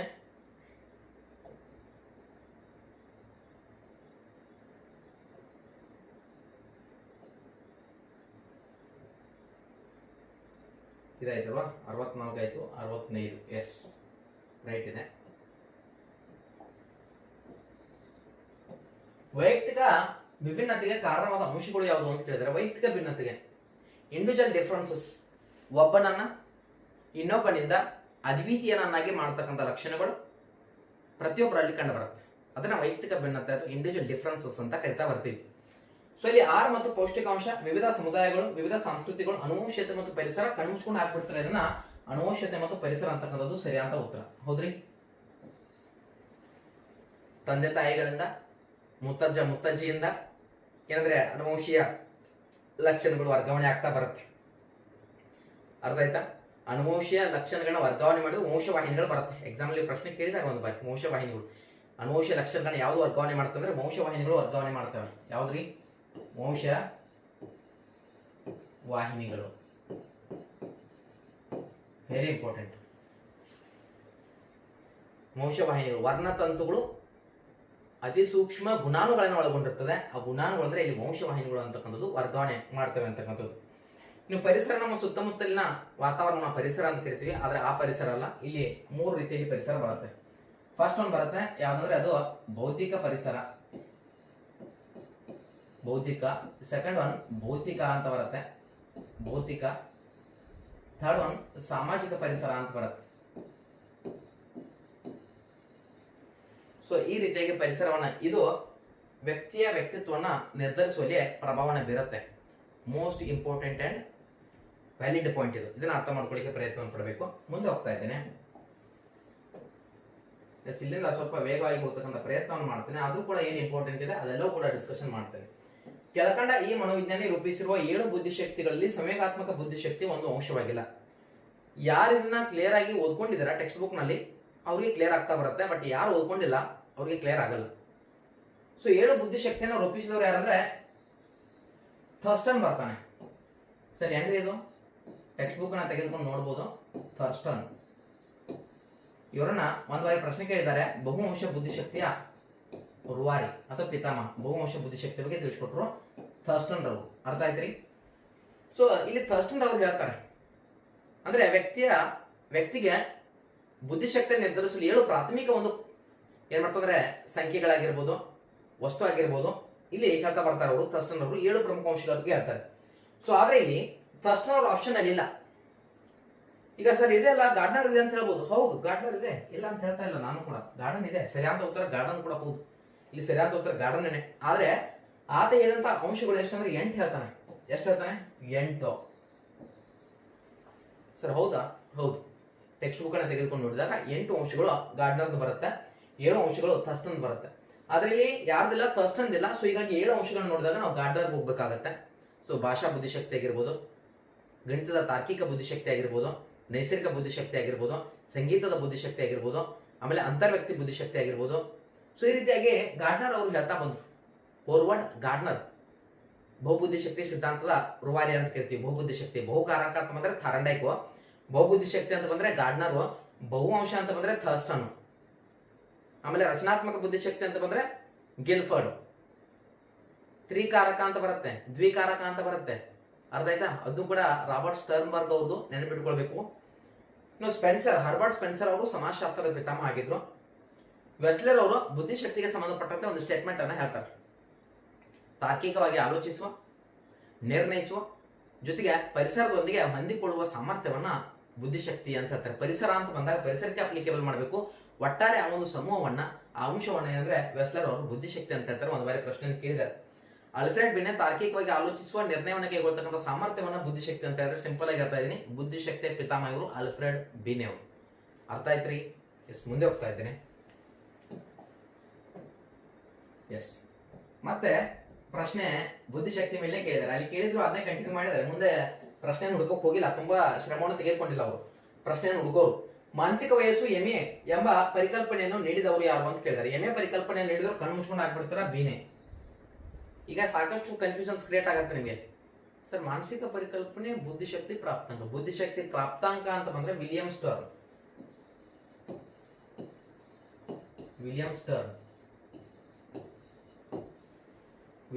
ಬುದ್ಧಿಶಕ್ತಿ ಪ್ರಾಪ್ತಾಂಕ, ಬುದ್ಧಿ ಲಬ್ಧ ಅಂತ ಹೇಳ್ತೀವಿ. ಬುದ್ಧಿಶಕ್ತಿ ಪ್ರಾಪ್ತಾಂಕ ಅಥವಾ ಬುದ್ಧಿ ಲಬ್ಧ ಅಂತ ಹೇಳ್ತಾ ಇದೀವಿ. ಹೌದ್ರಿ, ವಿಲಿಯಂ ಸ್ಟರ್ನ್ ಇದು. ಹಾಗಾದ್ರೆ ಸರ್ ಬುದ್ಧಿಶಕ್ತಿಯ ಪಿತಾಮಹ ಬಿನೆನೆ. ಬುದ್ಧಿಶಕ್ತಿಯ ಪಿತಾಮಹ ಬಿನೆ. ಸರ್ ಮಾನಸಿಕ ವಯಸ್ಸುನು ಬಿನೆ. ಅರ್ಥ ಆಯ್ತ್ರಿ? ಸೊ ಇವರು ರೂಪಿಸಿದಂತಹ ಸಿದ್ಧಾಂತದ ಮೇಲೆ ಏನ್ ಮಾಡ್ತಾರೆ ಮುಂದೆ ಟರ್ಮನ್ ಅವರು ಇಂಪ್ಲಿಮೆಂಟ್ ಮಾಡ್ತಾ ಹೋದ್ರು. ಟರ್ಮನ್ ಇವರು ಏನು ಬುದ್ಧಿಶಕ್ತಿ ಸಿದ್ಧಾಂತವನ್ನ ಏನು ಹೇಳಿದ್ರಲ್ಲ ಅದನ್ನೇ ಇವ್ರು ಏನ್ ಮಾಡ್ತಾರೆ ಇಂಪ್ಲಿಮೆಂಟ್ ಮಾಡ್ತಾ ಹೋದ್ರು ಟರ್ಮನ್ ಅವರು. ಸೊ ಹೀಗಾಗಿ ಬುದ್ಧಿಶಕ್ತಿ ಪಿತಾಮಹ ಅಂತ ಬಂದಾಗ, ಮಾನಸಿಕ ವಯಸ್ಸು ಅಂತ ಬಂದಾಗ ಬೇನೆಗೆ ಹೋಗ್ಬೇಕಾಗತ್ತೆ. ಥರ್ಸ್ಟನ್ ಬಗ್ಗೆ ನೋಡಿದ್ವಿ, ಟರ್ಮನ್ ಬಗ್ಗೆ ಗೊತ್ತದೆ, ಮೇಲ್ನ ಬಿಟ್ಟು ಬಿಡಿ. ಅರ್ಥ ಆಯ್ತಾ? ಸೊ ಈ ರೀತಿಯಾಗಿ ನಾವು ನೋಡ್ಬೇಕಾಗತ್ತೆ. ಮುಂದಿನ ಅಂಶಕ್ಕೆ ಹೋಗ್ತಾ ಇದ್ದೇನೆ. ಎಸ್, ಮುಂದಿನ ಪ್ರಶ್ನೆ ಸ್ಕ್ರೀನ್ ಮೇಲೆ ಗೋಚರ ಆಗ್ತಾ ಇದೆ. ಎಸ್, ಒಬ್ಬ 5 ವರ್ಷ ವಯಸ್ಸಿನ ಬಾಲಕಿಯ ಮಾನಸಿಕ ವಯಸ್ಸು 6 ಆಗಿದ್ದರೆ ಆಗ ಆಕೆಯ ಬುದ್ಧಿ ಸೂಚ್ಯಂಕ ಎಷ್ಟು ಅಂತ ಕೇಳಿದ್ದಾರೆ. ಬುದ್ಧಿ ಸೂಚ್ಯಂಕ ಎಷ್ಟಿರುತ್ತೆ? 100, 110, 120. ಸರಿ ನಡ್ರಿ, ಸರಿ ಉತ್ತರ 120. ರೈಟ್. ಸರಿ, ಹೆಂಗ್ ಮಾಡಿದ್ರಿ? ಸ್ವಲ್ಪ ಬಿಡಿಸಿ ನೋಡೋಣ ಅಂತಕ್ಕಂಥದ್ದು ಕೇಳ್ಬೋದು. ಸೂತ್ರ ಗೊತ್ತಿರಬೇಕಾಗತ್ತೆ. ಸೂತ್ರ ಗೊತ್ತಿಲ್ದವ್ರು ಕೂಡ ಮಾಡ್ಬೋದು, ಇಂಟೆಲಿಜೆಂಟ್ ಇದ್ದವರು. ಇಲ್ಲಿ ಏನಂದ್ರೆ ಏನ್ ಕಂಡುಹಿಡಿದಾರೆ? ಬುದ್ಧಿ ಸೂಚ್ಯಂಕ ಅಂದ್ರೆ ಏನ್ ಕಂಡುಹಿಡಬೇಕಾಗಿದೆ? ನಮಗೆ IQ ಕಂಡುಹಿಡಬೇಕಾಗಿದೆ. ಏನ್ ಕಂಡುಹಿಡಬೇಕಾಗಿದೆ? IQ ಗೊತ್ತಿಲ್ಲ ನಮಗೆ, IQ ಕಂಡುಹಿಡಬೇಕಾಗಿದೆ. ಸೂತ್ರ ಏನ್ ಹೇಳುತ್ತೆ? MA × 100 / CA ಅಂತ ಒಂದು ಸೂತ್ರ ಇರುತ್ತೆ. IQ = MA × 100 / CA. ಈ ಒಂದು ಪ್ರಶ್ನೆಗಳನ್ನ ಪ್ರತಿಯೊಂದು ಪ್ರಶ್ನೆಯಲ್ಲಿ ಒಂದೊಂದು ಕೇಳಿದ್ದಾರೆ. ಸೊ ಹೀಗಾಗಿ ಇದೆಲ್ಲವೂ ಕೂಡ ನಿಮ್ಗೆ ಗೊತ್ತಿರಬೇಕು. ಸೊ ಇಲ್ಲಿ MA ಅಂತ ಹೇಳಿದ್ರೆ, ಸೊ MA ಎಷ್ಟು ಹೇಳಿದ್ದಾರೆ ಇಲ್ಲಿ ನೋಡ್ಕೊಳ್ಳಿ. ಒಬ್ಬ 5 ವರ್ಷ ವಯಸ್ಸಿನ ಬಾಲಕಿಯ ಒಂದು ಮಾನಸಿಕ ವಯಸ್ಸು 6 ಆಗಿದ್ದರೆ, 6 ವರ್ಷ ಇದೆ. ಸೊ 6 ಗುಣಾಕಾರ 100 ಆಯ್ತು. ಸೊ ಡಿವೈಡೆಡ್ ಬೈ ಏನ್ ಮಾಡ್ಕೊಂಡ್ರೆ CA ಅಂತ ಹೇಳಿದ್ದಾರೆ. ಸೊ CA ಎಷ್ಟಿದೆ ಇಲ್ಲಿ? 5 ವರ್ಷ ಅಂತ ಇದೆ. ಹೌದ್ರಿ? ಈಗ 6 ಗುಂಡ್ಲೆ ಏನ್ ಮಾಡ್ತೀನಿ ಅಂದ್ರೆ ನಾನು 6 ಗುಣಾಕಾರ 600 ಮಾಡ್ತೇನೆ. ಸೊ ಡಿವೈಡೆಡ್ ಬೈ 5 ಮಾಡ್ತೇನೆ. ಅರ್ಥ ಆಯ್ತ್ರಿ? 5 ಒಂದ್ಲೆ 5, 5 ಒಂದ್ಲೆ 5, ಇಲ್ಲಿ 1 ಉಳಿತು 10 ಆಯ್ತು, 5 2 10, ಇಲ್ಲಿ ಪೂಜೆ ಉಳಿತದೆ, ಈ ಪೂಜೆ ಇಲ್ಲಿ ತಗೋತಾ ಇದ್ದೀನಿ ಅಂದ್ರೆ 0 ಇಲ್ಲಿ ತಗೋತಾ ಇದ್ದೀನಿ. ಸೊ ಆನ್ಸರ್ ನಮ್ಗೆ ಎಷ್ಟು ಸಿಕ್ತಂದ್ರೆ 120. ಸೊ ಇದು ಏನಂದ್ರೆ ಬುದ್ಧಿಶಕ್ತಿ ಸೂಚ್ಯಂಕವನ್ನ ಬುದ್ಧಿಶಕ್ತಿ ಸೂಚ್ಯಂಕ ಅಥವಾ ಬುದ್ಧಿ ಲಬ್ಧವನ್ನ ನಾವು ಕಂಡುಹಿಡಿಬಹುದು. ನಿಮ್ಗಿದು ಅರ್ಥ ಆಗಿದೆ ಅನ್ಕೋತೀನಿ.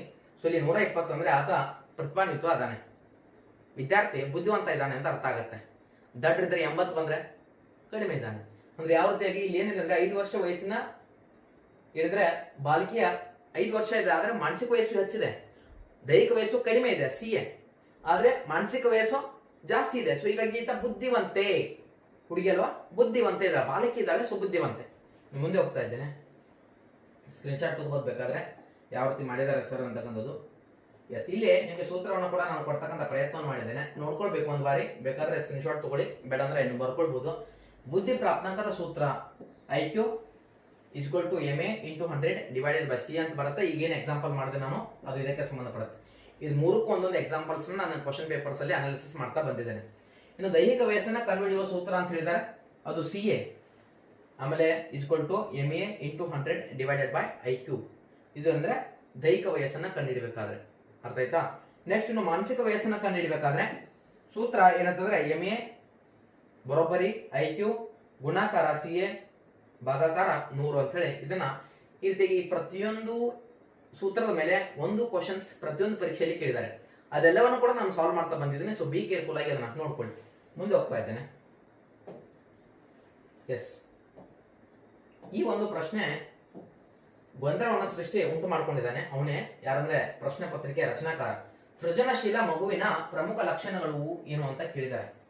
ಒಮ್ಮುಖ ಆಲೋಚನೆ, ಉತ್ತಮ ಸ್ಮೃತಿ ಅಂತಕ್ಕಂಥದ್ದು. ಒಮ್ಮುಖ ಅಂದ್ರೆ ಏಕಮುಖ ಅಂತ ಅರ್ಥ ಆಗತ್ತೆ, ಹೊಸತನ ಮತ್ತು ಸ್ವಂತಿಕೆ ಅಂತ ಆಗತ್ತೆ. ವಿಮುಖ ಚಿಂತನೆ ಕೊಡಬೇಕಾಗಿತ್ತು, ಒಮ್ಮುಖ ಬದಲಾಗಿ ವಿಮುಖ ಚಿಂತನೆ ಕೊಡಬೇಕಾಗಿತ್ತು. ಉತ್ತಮ ಸ್ಮೃತಿ ಮತ್ತು ಹೆಂಗೆ ಇರ್ತಕ್ಕಂಥದ್ದು ಕೂಡ ನಿಮ್ಮ ಮುಂದೆ ಡಿಸ್ಕಷನ್ ಮಾಡುತ್ತೆ. ಉತ್ತಮ ಸ್ಮೃತಿ ಮತ್ತು ವಿಶೇಷ ಪ್ರತಿಭೆ, ಹೊಸತನ ಮತ್ತು ಒಮ್ಮುಖ ಆಲೋಚನೆ. ಇಲ್ಲಿ ಸರಿಯಾದ ಉತ್ತರ ಯಾವ್ದಂದ್ರೆ ಹೊಸತನ ಇರಬೇಕು ಮತ್ತು ಒಮ್ಮುಖ ಆಲೋಚನೆ ಅಂತಕ್ಕಂಥದ್ದು ಬರಲ್ಲ. ಇಲ್ಲಿ ವಿಮುಖ ಒಂದು ಆಲೋಚನೆ ಆಗ್ಬೇಕಾಗಿತ್ತು ಈ ಒಂದು ವರ್ಡ್. ಸರಿ, ಹೆಂಗ್ ಹೇಳ್ತೀರಿ ಅಂತಕ್ಕಂಥದ್ದು ನಾನು ಯಾವ ಆಧಾರದ ಮೇಲೆ ಹೇಳ್ತಾ ಇದ್ದೆ ಅಂದ್ರೆ AB ಗೋವಿಂದರಾವ್ ಅವರು ತಮ್ಮ ಪಠ್ಯ ಪುಸ್ತಕದಲ್ಲಿ ವಿದ್ಯಾರ್ಥಿ ಏನ್ ಮಾಡ್ತಾರೆ ಅಂದ್ರೆ ಒಮ್ಮುಖ ಆಲೋಚನೆಯನ್ನು ಹೊಂದಿರಲ್ಲ, ವಿಮುಖ ಆಲೋಚನೆಯನ್ನು ಹೊಂದಿರ್ತಾನೆ, ಅಂದ್ರೆ ಬಹುಮುಖ ವ್ಯಕ್ತಿತ್ವವನ್ನು ಹೊಂದಿರ್ತಾನೆ, ಬಹುಮುಖ ಆಲೋಚನೆಯನ್ನು ಹೊಂದಿರ್ತಾನೆ ಅಂತಕ್ಕಂಥದ್ದು ಬರೀತಾರೆ. ಅದನ್ನು ಯಾರು ಹೇಳಿದ್ರು ಅಂದ್ರೆ ಗಿಲ್ಫರ್ಡ್ ಅವ್ರು ಹೇಳಿದ್ರು, ನಾನು ಹೇಳ್ತಾ ಇಲ್ಲ, ಗಿಲ್ಫರ್ಡ್. ನಿಮ್ಮ ಹತ್ರ ಯಾವ ಬುಕ್ಸ್ ಇದೆ ಅದನ್ನ ಸರ್ಚ್ ಮಾಡ್ಕೊಳ್ಬಹುದು, ಈ ಒಂದು ಅಂಶ ಸಿಗ್ಬೋದು ನಿಮ್ಗೆ, ನೋಡ್ಕೊಳ್ಳಿ. ಅಲ್ಲಿ ಒಮ್ಮುಖ ಆಲೋಚನೆ ಇರಲ್ಲ, ಬಹುಮುಖ ಚಿಂತನೆ ಇರುತ್ತೆ ಅಂತಕ್ಕಂಥದ್ದು, ವಿಮುಖ ಚಿಂತನೆ ಇರುತ್ತೆ ಅಂತಕ್ಕಂಥದ್ದು ಹೇಳ್ತಾರೆ. ಸೊ ಹೀಗಾಗಿ ಈ ಒಂದು ಪ್ರಶ್ನೆ ಕೊಟ್ಟಿದ್ದಾನೆ. ಹೊಸತನ ಸರಿದೆ, ನೋ ಪ್ರಾಬ್ಲಮ್, ಹೊಸತನ ಸೃಜನಶೀಲತೆಯಲ್ಲಿ ಇರುತ್ತೆ. ಇಲ್ಲಿ ಬಹುಮುಖ ಚಿಂತನೆ ಇರಬೇಕಾಗತ್ತೆ, ವಿಮುಖ ಚಿಂತನೆ ಇರಬೇಕು. ಒಮ್ಮುಖ ಅಂದ್ರೆ ಏಕಮುಖ ಅಂತ ಆಗತ್ತೆ, ಒಂದೇ ಮುಖ. ಏಕಮುಖ ಚಿಂತನೆ ಎಲ್ಲಿ ಕಂಡು ಬರುತ್ತೆ ಅಂದ್ರೆ ಬುದ್ಧಿಶಕ್ತಿಯಲ್ಲಿ ಕಂಡು ಬರುತ್ತೆ, ಅದನ್ನು ಕೂಡ ಹೇಳ್ತಾರೆ. ಬುದ್ಧಿಶಕ್ತಿಯಲ್ಲಿ ಏನಾಗತ್ತೆ ಅಂದ್ರೆ ಏಕಮುಖ ಚಿಂತನೆ ಕಂಡು ಬರುತ್ತೆ, ಏಕಮುಖ. ಎಸ್, ಇದನ್ನ ಅರ್ಥ ಮಾಡ್ಕೊಳ್ಳಿಕ್ಕೆ ಪ್ರಯತ್ನ ಪಡಬೇಕು. ಇನ್ನು ಸೃಜನಶೀಲತೆ ಅಂದ್ರೂ ತನ್ನ ಸ್ವಂತಿಕೆ ಆಧಾರದ ಮೇಲೆ ಹೊಸದನ್ನ ಹುಟ್ಟು ಹಾಕೋದು. ಯಾರು ಇಮ್ಯಾಜಿನೇಷನ್ ಮಾಡಬಾರ್ದು ಅಂತದನ್ನ ನೀವು ಇಮ್ಯಾಜಿನೇಷನ್ ಮಾಡಬೇಕು. ಸೊ ನನಗೆ ನಾನು ಹೇಳಿದೆ ನಿಮಗೆ ಸಾಕಷ್ಟು ಅಂಶಗಳು ನಾನು ಹೇಳ್ತಾ ಬಂದಿದ್ದೀನಿ. ಸೊ ಏನೋ ಒಂದು ಎಕ್ಸಾಂಪಲ್ಸ್ ನಾನು ಕೊಡ್ತಾ ಇದ್ದೆ ಅಂದ್ರೆ ಇದು ಡಿಜಿಟಲ್ ಬೋರ್ಡ್ ಇದೆ, ಡಿಜಿಟಲ್ ಬೋರ್ಡ್ ಅನ್ನು ಯಾವ ರೀತಿಯಾಗಿ ನಾವು ಯೂಸ್ ಮಾಡ್ತಾ ಇದ್ವಿ, ಇದನ್ನ ಒಂದು ಒಮ್ಮುಖ ಚಿಂತನೆ ಅನ್ಕೋತೀವಿ, ವಿಮುಖ ಬಹುಮುಖ ಚಿಂತನೆ ಅಂತಕ್ಕಂಥದ್ದು ನಾನು ಇಮ್ಯಾಜಿನೇಷನ್ ಮಾಡ್ಬೇಕು. ಯಾವ ರೀತಿ ಎಲ್ಲ ಇದನ್ನ ಬಳಕೆ ಮಾಡ್ಕೋಬಹುದು, ಟಿವಿ ನೋಡ್ಬೋದು, ಇದ್ರ ಮೇಲೆ ನಾನು ಕ್ರಿಕೆಟ್ ಮ್ಯಾಚ್ ನಡೀತಾ ಇದೆ, IPL ಚೆನ್ನಾಗಿ IPL ನೋಡ್ಬೋದು. ಸರಿ, ಇದನ್ನ ಬರ್ಲಿಕ್ಕೆ ಯೂಸ್ ಮಾಡ್ಬೋದಾ, ಯೂಸ್ ಮಾಡ್ಬೋದು. ವಿಡಿಯೋ ನೋಡ್ಬೋದಾ, ನೋಡ್ಬೋದು. ಸರಿ, ಹೆಂಗೆಲ್ಲ ಯೂಸ್ ಮಾಡ್ಬೋದು, ಹೆಂಗೆ ಬೇಕೋ ಹಂಗೆ ಹೆಂಗ್ ಯೂಸ್ ಮಾಡ್ಬೋದು. ಸೊ ಹೌದ್ರಿ, ಸೊ ಈ ರೀತಿಯಾಗಿ ಮಾಡ್ಬೋದು ಅಂತಕ್ಕಂಥದ್ದನ್ನ ಇಲ್ಲಿ ನೋಡ್ತಾ ಇದ್ದೇವೆ. ಇನ್ನು ಸೃಜನಶೀಲ ಒಂದು ಅಭಿವೃದ್ಧಿಪಡಿಸುವ ಕ್ರಮವನ್ನ ಯಾರು ಅಭಿವೃದ್ಧಿಪಡಿಸಿದ್ದಾರೆ ಅಂತಕ್ಕಂಥದ್ದು ಇಬ್ಬರು ಮನೋವಿಜ್ಞಾನಿಗಳು ನೆನಪಿಟ್ಕೊಳ್ಬೇಕು. ಒಂದು ಅಲೆಕ್ಸ್ ಆಕ್ಸ್ಬರ್ನ್, ಅಲೆಕ್ಸ್ ಆಕ್ಸ್ಬರ್ನ್ ಇವರ ಮನಮಂಥನ ಅಂತಕ್ಕಂಥ ಕಾರ್ಯಕ್ರಮವನ್ನು ಅಭಿವೃದ್ಧಿಪಡಿಸ್ತಾರೆ. ಮನಮಂಥನ ಅಥವಾ ಬುದ್ಧಿಮಂಥನ, ಅಥವಾ ಇದನ್ನ ಏನಂತ ಕರೀತಾರೆ ಅಂದ್ರೆ ಬುದ್ಧಿಮಂಥನ ಅಂತ ಕೂಡ ಕರೀತಾನೆ. ಯಾವ್ದಾದ್ರು ಒಂದು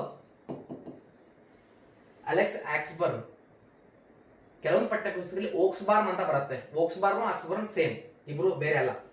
ನಂತರದಲ್ಲಿ ಇನ್ನೊಬ್ರು ಬರ್ತಾರೆ, ಇನ್ನೊಬ್ರು ನೆನಪಿಟ್ಕೊಳ್ಬೇಕಾಗತ್ತೆ ನಾವು. ಅವರು ಯಾರಂದ್ರೆ ಕಾರ್ಲ್ ರೋಜರ್ಸ್. Karl Rogers. ಸರಿ, ಇವ್ರೇನ್ ಹೇಳಿದ್ರು?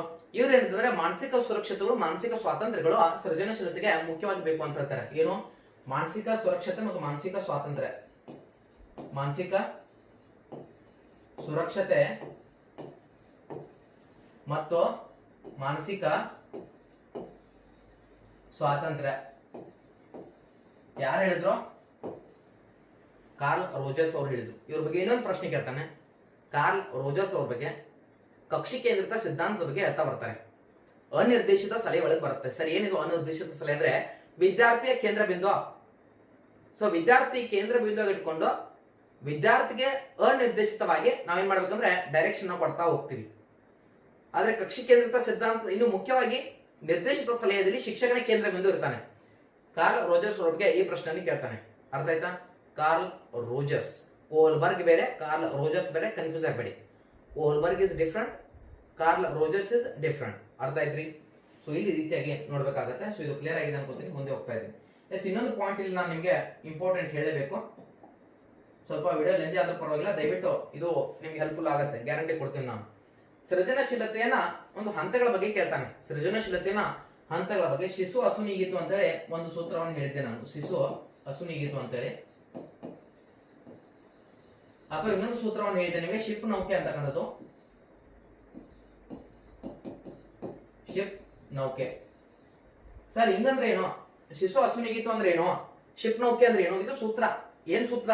ಸೃಜನಶೀಲತೆ ಹಂತಗಳ ಬಗ್ಗೆ ಇರ್ತಕ್ಕಂಥ ಸೂತ್ರಗಳು. ಸೊ ಹೆಂಗ ಸರ್ ಇದು? ಹೆಂಗೆ ಹೇಳಿ ನೋಡೋಣ. ಶಿಶು ಅಂದ್ರೆ ಸಿದ್ಧತೆ, ನಂತರದಲ್ಲಿ ಸೂಕ್ತತೆ, ನಂತರದಲ್ಲಿ ಇಲ್ಲಿ ಪರಿಷ್ಕರಣೆ ಅಂತ ಮಾಡ್ಕೊಳ್ಳಿ, ಅಂತಸ್ಫುರಣೆ ಮಾಡ್ಕೊಳ್ಳಿ. ಥರ್ಡ್ ಒನ್ ಅಂತಸ್ಫುರಣೆ. ಕೊನೆಯದಾಗಿ ಬರ್ತಕ್ಕಂಥದ್ದು ಪರಿಷ್ಕರಣೆ. ಸೊ ಇಲ್ಲಿ ಸೂತ್ ತಗೋತಾ ಇದೀನಿ. ಕೊನೆಯದಾಗಿ ಶಿಶು ನೀಗಿತಪ್ಪ ಅಂತ ಹೇಳಿ ಮಾಡ್ಕೊಳ್ಳಿ. ಕೊನೆಯದಾಗಿ ಪರಿಷ್ಕರಣೆ. ಶಿಶು ಅಸುನೀಗಿತಪ್ಪ ಅಂದ್ರೆ ಮಗು ಸತ್ವಯಿತಪ್ಪ ಅಂತ ಅರ್ಥ. ಶಿಶು ಅಸುನೀಗಿತು ಅಂದ್ರೆ ಇಲ್ಲಿ ಸಿದ್ಧತೆ ಮೊದಲನೇ ಹಂತ, ಎರಡನೇ ಹಂತ ಸೂಕ್ತತೆ, ಮೂರನೇದು ಅಂತಸ್ಫುರಣೆ, ನಾಲ್ಕನೇದು ಪರಿಷ್ಕರಣೆ ಅಂತ ಬರುತ್ತೆ. ಸೊ ಈ ಸ್ಟೆಪ್ಸ್ ಕೇಳ್ಬೋದು. ಅಥವಾ ಅಥವಾ ಜಿ ವಲ್ಲಾಸ್ ಅವರು ಒಂದು ಸ್ಟೇಟ್ಮೆಂಟ್ ಅನ್ನ ಹೇಳ್ತಾರೆ. ಜಿ ವಲ್ಲಾಸ್ ಅವರು, ಜಿ ವಲ್ಲಾಸ್ ಅವರು ಹೇಳಿದಂಥದ್ದು ನಾನು ಹೇಳಿಲ್ಲ. ಸೊ ಸಿದ್ಧತೆ, ಸೂಕ್ತತೆ, ಅಂತಸ್ಫುರಣೆ, ಪರಿಷ್ಕರಣೆ ಇದನ್ನ ಮನೋವಿಜ್ಞಾನಿಗಳು ಹೇಳ್ತಾರೆ. ಸೊ ಎಲ್ಲರೂ ಒಪ್ಪಿಕೊಂಡಿರ್ತಕ್ಕಂಥದ್ದು. ಆದ್ರೆ ಶಿಪ್ ನೌಕೆ ಅಂತಕ್ಕಂಥದ್ದು ಏನಿದೆ, ಈ ಸೂತ್ರ ಜಿ ವಲ್ಲಾಸ್ ಅವರು ಪರ್ಟಿಕ್ಯುಲರ್ ಆಗಿ ಹೇಳ್ತಾರೆ. ಏನ್ ಹೇಳಿದ್ರು ಅಂದ್ರೆ ಇಲ್ಲಿ ಸಿದ್ಧತೆ ಅಂತ ಹೇಳ್ತಾರೆ, ಆಸ್ ಇಟ್ ಇಸ್ ಸಿದ್ಧತೆ. ನಂತರದಲ್ಲಿ ನೋಡಿದ್ವಿ ನಾವು ಸೂಕ್ತತೆ, ನಂತರದಲ್ಲಿ ಬರುತ್ತೆ ಜ್ಞಾನೋದಯ ಅಂತ ಬರುತ್ತೆ.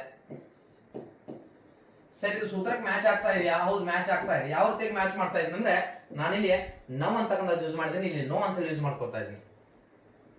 ನಿಮ್ಗೆ ಹೆಂಗ್ ಬೇಕು ಮಾಡ್ಕೊಳ್ಳಿ, ಆಯ್ತಾ? ನೆಕ್ಸ್ಟ್ ಇನ್ನೊಂದು ಏನಂದ್ರೆ ತಾಳೆ ನೋಡುವಿಕೆ. ತಾಳೆ ನೋಡುವಿಕೆ. ಸೊ ನೋಡ್ಕೊಳ್ಳಿ, ಕೆ ಅಂತ ಬಂದಿದ್ದಲ್ಲ, ತಾಳೆ ನೋಡುವಿಕೆ ಅಂತ. ಸೊ ವೆರಿ ವ್ಯಾಲಿಡ್ ಪಾಯಿಂಟ್ ಇದು. The most important and valid point. ಇದ್ರ ಮೇಲೆ ಪ್ರಶ್ನೆಗಳು ಬರಲೇಬೇಕು. ಸೃಜನಶೀಲತೆ ಮೇಲೆ ಬರಲೇಬೇಕು. ಅಂದ್ರೆ ಅದು ಪರಿಪೂರ್ಣ ಆಗಲ್ಲ. ಸೃಜನಶೀಲತೆ ಇರ್ಬೇಕಂದ್ರೆ ಆತ ಸಾಮಾನ್ಯ ಒಂದು ಬುದ್ಧಿಶಕ್ತಿಯನ್ನು ಹೊಂದಿರಲೇಬೇಕು. ಕನಿಷ್ಠ ದಡ್ಡ ಮಂದ ಬುದ್ಧಿಯವನ್ನೆಲ್ಲ ಸೃಜನಶೀಲತೆ ಅಂತಾನೆ ಇರಲ್ಲ. ಸಾಮಾನ್ಯ ಒಂದು ಬುದ್ಧಿ ಲಬ್ಧ ಇರ್ಬೇಕಾಗತ್ತೆ. ಅವಾಗ ಏನಂದ್ರೆ ಸೃಜನಶೀಲತೆ ಇರ್ತಾನೆ. ಸೊ ಹೀಗಾಗಿ ಸೃಜನಶೀಲತೆಗಿಂತ ಗಿಫ್ಟೆಡ್ ಚಿಲ್ಡ್ರನ್ ಅಂದ್ರೆ ಏನು, ಪ್ರತಿಭಾನ್ವಿತ ಮಕ್ಕಳು ಇರ್ತಾರೆ, ಅವರು ಇಂಪಾರ್ಟೆಂಟ್ ಆಗುತ್ತೆ. ಅವ್ರಿಗೆ ವೇಗವರ್ಧನೆಯನ್ನ, ಸಂಪದ್ಭರಿತ ಶಿಕ್ಷಣವನ್ನ ನಾವು ಬಳಕೆ ಮಾಡ್ತಾ ಬರ್ತೀವಿ. ಸೊ ಇದು ಅರ್ಥ ಆಯ್ತು ಅನ್ಕೋತೀನಿ. ನಿಮಗೆ ಕ್ಲಿಯರ್ ಆಯ್ತು? ಈಗ ಯಾವುದೇ ಪ್ರಶ್ನೆ ಬಂದ್ರು ಕೂಡ ನೀವು ಬರೀತೀರಾ. Yes, are you sure guys? Yes. ಮುಂದೆ ಹೋಗ್ತಾ ಇದ್ದೇನೆ. ಎಸ್, ಇವ್ರ ಮೇಲೆ ಪ್ರಶ್ನೆಗಳು ಬರುತ್ತೆ ಸ್ನೇಹಿತರೆ. ಸೊ ರೇರು, ಬಟ್ ಬರ್ಬೋದು. ಸೊ ಆಯ್ತತೆ ವಿರುದ್ಧ ನಾಚಿಕೆ ಮತ್ತು ಸಂಶಯ ಎಂಬುದು ಮನೋಸಾಮಾಜಿಕ ಬೆಳವಣಿಗೆ ಸಿದ್ಧಾಂತಗಳಲ್ಲಿ ಒಂದಾಗಿದ್ದು ಇದನ್ನ ನೀಡಿದವರು ಅಂತ ಹೇಳಿದ್ರೆ 3 ವರ್ಷಗಳವರೆಗೆ ಕಂಡು ಬರ್ತದೆ. 1.5 ವರ್ಷದಿಂದ 3 ವರ್ಷ ಅಂತೇಳಿ ಅಧ್ಯಯನ ಮಾಡ್ತೀವಿ ಇದ್ರ ಬಗ್ಗೆ. So Eric Ericsson, Raymond kettle, Sigmund Freud, ನಂತರ ರೋಸೆನ್ ಫ್ರೀಡ್ಮನ್ ಮತ್ತು ರೋಸೆನ್ ಮೆನ್ ಅಂತ ಹೇಳಿ ಸರಿಯಾದ ಉತ್ತರ ಎರಿಕ್ ಎರಿಕ್ಸನ್. ಮನೋಸಾಮಾಜಿಕ ವಿಕಾಸದ ಹಂತಗಳ ಬಗ್ಗೆ ತಿಳಿಸಿಕೊಟ್ಟವರು ಎರಿಕ್ ಎರಿಕ್ಸನ್. ಇಲ್ಲಿ ಕನ್ಫ್ಯೂಸ್ ಆಗಬೇಡಿ. ಮನೋಸಾಮಾಜಿಕ ಅಂತ ಬಂದಾಗ ಎರಿಕ್ ಎರಿಕ್ಸನ್, ಮನೋಲೈಂಗಿಕ ಅಂತ ಬಂದಾಗ ಅಥವಾ ಮನೋವಿಶ್ಲೇಷಣಾತ್ಮಕ ಅಂತ ಬಂದಾಗ ಸಿಗ್ಮಂಡ್ ಫ್ರಾಯ್ಡ್ ಬರ್ತಾರೆ. ಸೊ ಇವ್ರ ಬಗ್ಗೆ ಹೆಂಗೆ ಅಂತಕ್ಕಂಥದ್ದು ನಾವು ನೋಡ್ತಾ ಹೋಗೋಣ. ಸೊ ಅದನ್ನ ಸ್ವಲ್ಪ ನೋಟ್ ಮಾಡ್ಕೊಳ್ಳಿ ಅಥವಾ ಸ್ಕ್ರೀನ್ ಶಾಟ್ ತಗೊಂಡು ಇಟ್ಕೊಳ್ಳಿ. ನಿಮ್ಮ ಹತ್ರ ಇದ್ರೆ ನೋ ಪ್ರಾಬ್ಲಮ್, ಏನೂ ಅಭ್ಯಂತರ ಇಲ್ಲ. ಎಸ್, ಇವರ ನಮ್ಮ ಸ್ಕ್ರೀನ್ ಮೇಲೆ ಕಾಣಿಸ್ತಾ ಇದ್ದಾರೆ. ಎರಿಕ್ ಎರಿಕ್ಸನ್ ರವರು ಸಿಟ್ನಿಂದ ಸ್ವಲ್ಪ ನೋಡ್ತಾ ಇದ್ದಾರೆ. ಪ್ರಶ್ನೆ ಬರ್ಬೋದು ಅನ್ಸುತ್ತೆ ನೋಡಿ. ಮನೋಸಾಮಾಜಿಕ ವಿಕಾಸದ ಹಂತಗಳಲ್ಲಿ ನಂಬಿಕೆ ವಿರುದ್ಧ ಅಪನಂಬಿಕೆ ಅಂತಕ್ಕಂಥದ್ದು ಕಂಡು ಬರುತ್ತೆ. ಸೊ ಈ 8 ಸ್ಟೇಜಸ್ ಬರುತ್ತೆ. ಎಲ್ಲಿಂದ ಎಲ್ಲಿವರೆಗೆ? ಹುಟ್ಟಿನಿಂದ 1 ವರ್ಷದವರೆಗೆ ಕಂಡು ಬರುತ್ತೆ. ಎಲ್ಲಿಂದ? ಹುಟ್ಟಿನಿಂದ 1.5 ವರ್ಷ. ಯಾವುದು? ನಂಬಿಕೆ ವಿರುದ್ಧ ಅಪನಂಬಿಕೆ. ಅದು ಬೇರೆ. ಎಲಿಜಬೆತ್ ಹರ್ಲಾಕ್ ಅವರು ಹೇಳಿದಂತ ಜೀವನಾವಧಿ 10 ಹಂತಗಳು ಬೇರೆ. ಅವ್ರು ಹೇಳ್ತಾರೆ ಪ್ರಸವ ಪೂರ್ವ ಹಂತ, ಶೈಶವ ಹಂತ, ಹಸುಳೆತನ ಹಂತ, ಪೂರ್ವ ಬಾಲ್ಯ, ಉತ್ತರ ಬಾಲ್ಯ, ನಂತರದಲ್ಲಿ ಲೈಂಗಿಕ ಪಕ್ವತೆಯ ಕಾಲ, ತಾರುಣ್ಯಾವಸ್ಥೆ, ವಯಸ್ಕತನ, ಮಧ್ಯ ವಯಸ್ಕ, ವೃದ್ಧಾಪ್ಯ ಅಂತ 5-10 ಹಂತಗಳ ಬಗ್ಗೆ ಹೇಳಿದ್ರು. ಯಾರು? ಎಲಿಜಬೆತ್ ಹರ್ಲಾಕ್. ಅರ್ನೆಸ್ಟ್ ಜೋನ್ಸ್ ಅವರು 4 ಹಂತಗಳು ಹೇಳ್ತಾರೆ. ಅದು ಬೇರೆ. ನಾನು ಇಲ್ಲಿ ಕ್ಲಿಯರ್ ಆಗಿ ಇವ್ರ ಬಗ್ಗೆ ಮಾತ್ರ ಮಾತಾಡ್ತಾ ಇದ್ದೀನಿ. ಇದು ಮನೋಸಾಮಾಜಿಕವಾಗಿ ಇರ್ತಕ್ಕಂಥ ಒಂದು ಹಂತಗಳ ಬಗ್ಗೆ. ಸೊ ನಂಬಿಕೆ ವಿರುದ್ಧ ಅಪನಂಬಿಕೆ ನೋಡಿ, ಹುಟ್ಟಿನಿಂದ 1.5 ವರ್ಷ ನಂಬಿಕೆ ವಿರುದ್ಧ ಅಪನಂಬಿಕೆ ಇರುತ್ತೆ. ವ್ಯಕ್ತಿಯಲ್ಲಿ ಏನಾಗುತ್ತಂದ್ರೆ ಉಂಟಾಗತ್ತೆ. ಸೊ ಅಡ್ಜಸ್ಟ್ಮೆಂಟ್ ಆಗ್ಲಿಕ್ಕೆ ಮನುಷ್ಯನಂದ್ರೆ ಪರಿತಪಿಸ್ತಿರ್ತಾನೆ. ಯಾರು ನಂಬಬೇಕು, ಯಾರು ಬಿಡಬೇಕು, ಯಾವ ಸತ್ಯ, ಯಾವ ಸುಳ್ಳು ಅಂತಕ್ಕಂಥದ್ದು. ಇಲ್ಲಿ ನಂಬಿಕೆ ಮತ್ತು ಅಪನಂಬಿಕೆ. ಇಲ್ಲಿ ಪ್ರಶ್ನೆ ನಮಗೆ ಸಿಕ್ತು ಆನ್ಸರು ಸ್ವಾಯತ್ತತೆ ವಿರುದ್ಧ ನಾಚಿಕೆ ಮತ್ತು ಸಂಶಯ. ಸೊ ಇದು 1.5 ವರ್ಷದಿಂದ 3 ವರ್ಷದವರೆಗೆ ಕಂಡು ಬರುತ್ತೆ.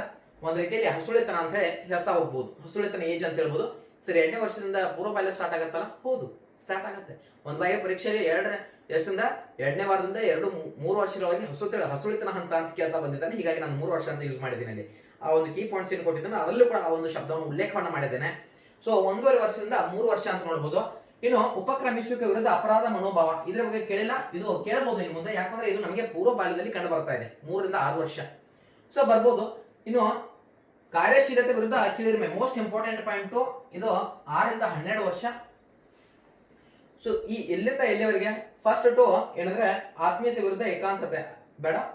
5ನೇವರೆಗೆ ಒಂದು ನೆನಪಿಟ್ಕೊಳ್ಳಿ. ನಂಬಿಕೆ ವಿರುದ್ಧ ಅಪನಂಬಿಕೆ ಹುಟ್ಟಿನಿಂದ 1.5 ವರ್ಷ.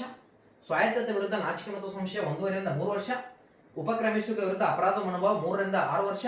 ಇನ್ನು ಒಂದು ಕಾರ್ಯಶೀಲತೆ ವಿರುದ್ಧ ಕೀಳರಿಮೆ 6ರಿಂದ 12 ವರ್ಷ ಅಂತ ಬರುತ್ತೆ. ನಂತರದಲ್ಲಿ ಅನನ್ಯತೆ ವಿರುದ್ಧ ಪಾತ್ರ ನಿರ್ವಹಣೆ ಗೊಂದಲ 12ರಿಂದ 20 ವರ್ಷ. ಸೊ ಇಲ್ಲಿವರೆಗೆ ಮೋಸ್ಟ್ ಇಂಪಾರ್ಟೆಂಟ್. ಇದನ್ನು ಕೂಡ ಒಂದು ಬಾರಿ ಪ್ರಶ್ನೆ ಕೇಳಿದ್ದಾರೆ. ಅನನ್ಯತೆ ವಿರುದ್ಧ ಪಾತ್ರ ನಿರ್ವಹಣೆ ಗೊಂದಲ ಎಲ್ಲಿ ಕಂಡು ಬರುತ್ತೆ ಅಂದ್ರೆ ತಾರುಣ್ಯ ಅವಸ್ಥೆಯಲ್ಲಿ ಕಂಡು ಬರುತ್ತೆ. ಸೊ ಇಲ್ಲಿ ಸೃಜನಶೀಲತೆ ವಿರುದ್ಧ ನಿಲುಗಡೆ, ಇನ್ನು ಇದನ್ನೊಂದು ಬಿಟ್ಟೆ. ಆತ್ಮೀಯತೆ ವಿರುದ್ಧ ಕಾಂತತೆ 20ರಿಂದ 45. ಸೃಷ್ಟಿಶೀಲತೆ ವಿರುದ್ಧ ನಿಲುಗಡೆ 45ರಿಂದ 65. ಸಮಗ್ರ ವಿರುದ್ಧ ಹತಾಶೆ ಅಂತ ಕಂಡು ಬರುತ್ತೆ. ಇಲ್ಲಿ ಒಂದು ಕ್ಲಿಯರ್ ಮಾಡ್ಕೊಳ್ಬೇಕು ಏನಂದ್ರೆ ಅದು ಎರಿಕ್ ಎರಿಕ್ಸನ್ ಅವರು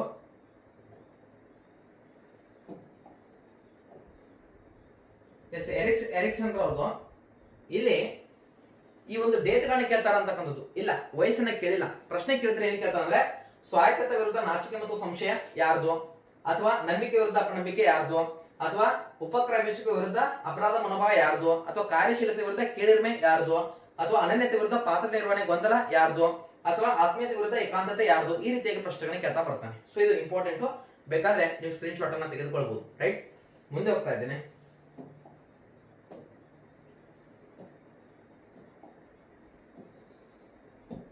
ನೀವು ವಿದ್ಯಾರ್ಥಿಗಳ ವೈಯಕ್ತಿಕ ವಿಭಿನ್ನತೆಗಳನ್ನ ಸರಿದೂಗಿಸಲು ಒಬ್ಬ ಶಿಕ್ಷಕನಾದವನು ಏನ್ ಮಾಡ್ಬೇಕಂತ ಹೇಳಿದ್ದಾರೆ. ವೈಯಕ್ತಿಕ ಇಂಡಿವಿಜುವಲ್ ಡಿಫರೆನ್ಸಸ್ ಅನ್ನ ಮ್ಯಾನೇಜ್ ಮಾಡಬೇಕಾಗಿದೆ. ಅವಾಗ ಏನ್ ಮಾಡ್ತೀರಾ? ವಿದ್ಯಾರ್ಥಿಗಳ ಸಾಮರ್ಥ್ಯಗಳನ್ನ ಅರ್ಥ ಮಾಡಿಕೊಳ್ಳಲು ಯತ್ನಿಸಬೇಕು. ಸಾಮರ್ಥ್ಯ ಏನ್ ಕೆಪಾಸಿಟಿ ಅವ್ರು ಮೊದಲು ತಿಳ್ಕೊಳ್ಬೇಕಾ. ವಿದ್ಯಾರ್ಥಿಗಳ ವೈಯಕ್ತಿಕ ಅಗತ್ಯತೆಗಳಿಗೆ ಅನುಗುಣವಾಗಿ ಶಿಕ್ಷಕನು ತನ್ನ ಬೋಧನಾ ಕೌಶಲ್ಯಗಳನ್ನು ಹೊಂದಿಸ್ಕೊಳ್ಬೇಕಾ, ಅಥವಾ ವಿದ್ಯಾರ್ಥಿಗಳನ್ನ ಅವರ ಸಾಮರ್ಥ್ಯಗಳಿಗೆ ಅನುಗುಣವಾಗಿ ವಿಂಗಡಿಸಿ ಬೋಧಿಸಬೇಕಾ. ಸೊ ಯಾವ್ದು ವಿಂಗಡಿಸಿ ಬೋಧನೆ ಮಾಡಕ್ಕಾಗಲ್ಲ. ಈಗ ನೀನು ದಡ್ರ ಯಾರು, ಬುದ್ಧಿವಂತರ ಯಾರು ಹಿಂಗ್ ಮಾಡಿದ್ರೆ ಅದು ತಪ್ಪು, ಮನೋವೈಜ್ಞಾನಿಕವಾಗಿ ತಪ್ಪು. ಕಂಪ್ಲೀಟ್ ಆಗಿ ಎಜುಕೇಶನ್ ಸಿಸ್ಟಮೇ ಫೇಲ್. ದಡ್ರ ಅಂತ ಮಾಡಿದ್ರೆ ದಡ್ರೆಲ್ಲ ಸೇರ್ಕೊಂಡು ಏನ್ ಮಾಡ್ತಾರೆ? ಒಬ್ಬ ಬುದ್ಧಿವಂತ ಇದ್ರೆ ಅದನ್ನ ತಿಳ್ಕೊಂಡು ಏನ್ ಮಾಡ್ತಾನೆ, ಬುದ್ಧಿವಂತ ತಿಳ್ಕೊಂಡು ದಡ್ಡ ಏನಂತ ಸುಧಾರಣೆ ಆಗ್ತಾನೆ. ಸೊ ಹಂಗ್ ಮಾಡಬಾರ್ದು. ಸೊ ಹೀಗಾಗಿ ಏನಂದ್ರೆ 1 ಮತ್ತು 2 ಸರಿ ಇಲ್ಲ. ವಿದ್ಯಾರ್ಥಿಗಳನ್ನ ಸಾಮರ್ಥ್ಯವನ್ನು ಅರ್ಥ ಮಾಡಿಕೊಳ್ಳಲು ಪ್ರಯತ್ನಿಸಬೇಕು. ಜೊತೆಗೆ ವಿದ್ಯಾರ್ಥಿಗಳ ವೈಯಕ್ತಿಕ ಅಗತ್ಯತೆಗಳಿಗೆ ಅನುಗುಣವಾಗಿ ಶಿಕ್ಷಕನು ತನ್ನ ಬೋಧನಾ ಕೌಶಲ್ಯಗಳನ್ನು ಹೊಂದಿಸಿಕೊಳ್ಬೇಕು. ಸರ್ ನಾನು ಇದು ಮಾಡಲ್ಲ, ಇದನ್ನ ಮಾಡ್ತೀನಿ, ಮಾಡಪ್ಪ ನೀನು, ಯಾರು ಬೇಡ ಅಂದ್ರೆ ನಿನಗೆ ನಿಂದೆ ಒಂದು ಮಾರ್ಕ್ಸ್ ಹೋಗುತ್ತೆ. ರೈಟಾ? ಸೊ ಈ ರೀತಿಯಾಗಿ ನಾವು ನೋಡ್ತಾ ಬರ್ತೀವಿ. ಮುಂದೆ ಹೋಗ್ತಾ ಇದ್ದೇನೆ. ಇನ್ನು ಕೆಳಕಂಡ ಯಾವುದು ರೂಪಣಾತ್ಮಕ ಮೌಲ್ಯಮಾಪನ ಪದ್ಧತಿ ಅಲ್ಲ ಅಂತ ಕೇಳಿದ್ದಾರೆ. ರೂಪಣಾತ್ಮಕ ಯಾವುದಲ್ಲ ಅಂತ ಕೇಳಿದ್ದಾರೆ. ರೂಪಣಾತ್ಮಕ ಯಾವುದಲ್ಲ. ರೂಪಣಾತ್ಮಕ ಅಂದ್ರೆ ಮೊದಲನೇದಾಗಿ ರೂಪಣಾತ್ಮಕ ಶಬ್ದದ ಅರ್ಥ ಗೊತ್ತಿರಬೇಕು. ಇದನ್ನು ರಚನಾತ್ಮಕ ಅಂತ ಕೂಡ ಕರೀತಾರೆ. ಒಂದ್ ಬಾರಿ ಪ್ರಶ್ನೆಯನ್ನು ಕೇಳಿದ್ದಾನೆ. ರಚನಾತ್ಮಕ ವೆರಿ ವೆರಿ ಇಂಪಾರ್ಟೆಂಟ್. ಇದು ಬಹು ಆಯ್ಕೆ ಪ್ರಶ್ನೆಗಳು, ಮೌಖಿಕ ಪರೀಕ್ಷೆಗಳು, ಪ್ರಾಜೆಕ್ಟ್ಗಳು, ಸಂಭಾಷಣೆ ಕೌಶಲ್ಯ. ಇಲ್ಲಿ ಸರಿಯಾದ ಉತ್ತರ ಸಂಭಾಷಣೆ ಕೌಶಲ್ಯ. ಸರ್ ಹೆಂಗೆ ಸಂಭಾಷಣೆ ಕೌಶಲ್ಯ? ಸಂಭಾಷಣೆ ಕೌಶಲ್ಯ ಡೈಲಾಗ್ಸ್ ಇರಲ್ಲ. ರೂಪಣಾತ್ಮಕ ಮೌಲ್ಯಮಾಪನದಲ್ಲಿ ಶಿಕ್ಷಕ ವಿದ್ಯಾರ್ಥಿಯನ್ನ ವರ್ಷದುದ್ದಕ್ಕೂ ಏನ್ ಮಾಡ್ತಾರಂದ್ರೆ ಮೌಲ್ಯಮಾಪನವನ್ನ ಮಾಡ್ತಾ ಹೋಗ್ತಾನೆ. ಹೀಗಾಗಿ ರಚನಾತ್ಮಕ ಮೌಲ್ಯಮಾಪನದಲ್ಲಿ ಬರ್ತಕ್ಕಂಥದ್ದು ಬಹು ಆಯ್ಕೆ ಪ್ರಶ್ನೆಗಳನ್ನ ಕೇಳಬಹುದು, ಅಥವಾ ಮೌಖಿಕ ಪರೀಕ್ಷೆಗಳನ್ನು ಕೂಡ ತೆಗೆದುಕೊಳ್ಬಹುದು, ಪ್ರಾಜೆಕ್ಟ್ಗಳನ್ನು ಕೊಡಬಹುದು. ಇದೆಲ್ಲವೂ ಕೂಡ ರೂಪನಾತ್ಮಕ ಮೌಲ್ಯಮಾಪನ ಒಳಗೊಂಡಿರುತ್ತೆ. ಅದರ ಸಂಭಾಷಣೆ ಕೌಶಲ್ಯ ಇದರಲ್ಲಿ ಬರಲ್ಲ ಅಂತಕ್ಕಂಥದ್ದು. ಎಸ್, ಈಸಿಯಾಗಿ ಅರ್ಥ ಮಾಡ್ಕೊಳ್ಬೇಕು. ಇದಲ್ಲದೆ ಮುಂದೆ ಬರುತ್ತೆ ನಿರಂತರ ಮೌಲ್ಯಮಾಪನ, ಕಲಿಕೆಯಾಗಿ ಮೌಲ್ಯಮಾಪನ, ಕಲಿಕೆಯ ಮೌಲ್ಯಮಾಪನ, ಕಲಿಕೆಗಾಗಿ ಮೌಲ್ಯಮಾಪನ, ಕಲಿಕೆಯಲ್ಲಿ ಮೌಲ್ಯಮಾಪನ ಬರುತ್ತೆ, ಸ್ಥಾನ ನಿಗದಿ ಮೌಲ್ಯಮಾಪನ ಅಂತ ಬರುತ್ತೆ, ನಂತರದಲ್ಲಿ ನೈದಾನಿಕ ಮೌಲ್ಯಮಾಪನ ಅಂತ ಬರುತ್ತೆ. ಸೊ ನಿರಂತರ ಮತ್ತು ಸಂಕಲನಾತ್ಮಕ ಮೌಲ್ಯಮಾಪನ ಅಂತ ಬರ್ಬೋದು. ಸೊ ಈ ರೀತಿಯಾಗಿ ನಾವು ನೋಡ್ತಾ ಹೋಗ್ತೀವಿ. ಅದ್ರ ಬಗ್ಗೆ ಪ್ರತಿಯೊಂದು ಅಂಶದ ಬಗ್ಗೆ ನಾನು ನನ್ನ ಕೀ ಪಾಯಿಂಟ್ಸ್ ಅಲ್ಲಿ ನಿಮಗೆ ಕೊಡ್ತಕ್ಕಂಥ ಪ್ರಯತ್ನ ಮಾಡ್ತೀನಿ, ಅದನ್ನು ಕೂಡ ಡಿಸ್ಕಷನ್ ಮಾಡ್ತೇನೆ. ಈ ವಿಡಿಯೋ ನೋಡಿದ್ರೆ ಸಾಕು, ನೀವು ಅಂಡರ್ಸ್ಟ್ಯಾಂಡ್ ಆಗತ್ತೆ, ಪರಿಪೂರ್ಣವಾಗಿ ಅರ್ಥ ಮಾಡ್ಕೊಳ್ಳಿಕ್ಕೆ ಪ್ರಯತ್ನವನ್ನು ಪಡಿ. ಪ್ರತಿಭಾವಂತ ವಿದ್ಯಾರ್ಥಿಗಳಿಗೆ ಕಲಿಸುವುದು ಅಂತ ಹೇಳಿದ್ದಾರೆ. ಪ್ರತಿಭಾವಂತ ವಿದ್ಯಾರ್ಥಿಗಳಿಗೆ ಹೆಂಗ್ ಕಲಿಸಬೇಕು? ಉನ್ನತ ತರಗತಿ ವಿದ್ಯಾರ್ಥಿಗಳ ಜೊತೆ ಕೂಡಿಸಿ ಕಲಿಸ್ತೀರಾ? First standard student PUC first year ವಿದ್ಯಾರ್ಥಿ ಜೊತೆಗೆ ಕೂತ್ಕೊಂಡು ಕಲಿಸ್ತೀರಾ? ನಂತರ ಕೆಲ ಹಂತದ ತರಗತಿಗಳ ವಿದ್ಯಾರ್ಥಿಗಳ ಜೊತೆ ಕೂಡಿಸಿ PUC ಸ್ಟೂಡೆಂಟ್ ಏನ್ ಮಾಡ್ತಾರೆ ಅಂದ್ರೆ, ಅಥವಾ 6th ಸ್ಟ್ಯಾಂಡರ್ಡ್ ಸ್ಟೂಡೆಂಟ್ ನ LKG ಹೋಗಪ್ಪ, ನಿನ್ಗೆ ಬರಲ್ಲ, ಹೋಗಿ ವರ್ಧಮಾನೆಯನ್ನು ಕಲ್ತು ನೀನು ಇಲ್ಲಿ ಬಾ ಅಂತ ಹೇಳ್ತೀರಾ, ಅಥವಾ ಅವ್ರ ಜೊತೆ ಹೋಗಿ ನೀವೇ ಕೂತ್ಕೋತೀರಾ? ಇನ್ನು ಅವರ ಅನುಕೂಲಗಳಿಗೆ ಅನುಗುಣವಾಗಿ ಅವ್ರ ಮನೆಗೆ ಹೋಗಿ ಕಳಿಸ್ತೀರಾ? ಅವ್ರಿಗೆ ಹೆಂಗ್ ಬೇಕಂಗ ಸರ್ ನನಗೆ ಇದು ಅರ್ಥ ಆಗ್ತಲ್ಲ, ಬೇರೆ ಹೇಳ್ತೀರಾ? ಹೆಂಗೆ? ವಿಷಯ ಸಮೃದ್ಧವಾದಂತಹ ಬೋಧನಾ ಕಾರ್ಯಕ್ರಮಗಳೊಂದಿಗೆ. ಎಸ್, ಇದು ಸರಿಯಾದ ಉತ್ತರ. ಇಲ್ಲಿ ವಿಷಯ ಸಮೃದ್ಧವಾದಂತಹ ಬೋಧನಾ ಕಾರ್ಯಕ್ರಮಗಳೊಂದಿಗೆ ಕಲಿಸಬೇಕು. ಮೊದಲು ಶಿಕ್ಷಕನಿಗೆ ಆ ವಿಷಯದ ಮೇಲೆ ಪ್ರಭುತ್ವ ಇರಬೇಕಾಗತ್ತೆ. ಸಬ್ಜೆಕ್ಟ್ ಮೇಲೆ ಪ್ರಭುತ್ವ ಇದ್ರೆ ಮಾತ್ರ ಏನಾಗುತ್ತೆ ಅಂದ್ರೆ ವಿದ್ಯಾರ್ಥಿಗಳು ಕೇಳ್ತಾರೆ. ಇಲ್ಲಾಂದ್ರೆ ಅವ್ರ ಲೋಕದಲ್ಲಿ ಅವ್ರು ಇರ್ತಾರೆ, ನಿಮ್ಮ ಲೋಕದಲ್ಲಿ ನೀವು ಪಾಠ ಮಾಡ್ತೀರಾ, ಹೇಳಿದ್ದೆ ಒಂದು ಕೇಳಿದ್ದೆ ಒಂದು. ಅವಾಗ ಏನಾಗುತ್ತಂದ್ರೆ ಈ ರೀತಿ ಆಗತ್ತೆ. ಸೊ ಮುಂದೆ ಹೋಗೋಣ, ಗೊತ್ತಗೊಂಡ ಪ್ರಯತ್ನವನ್ನು ಮಾಡೋಣ. ಎಸ್, ನೈದಾನಿಕ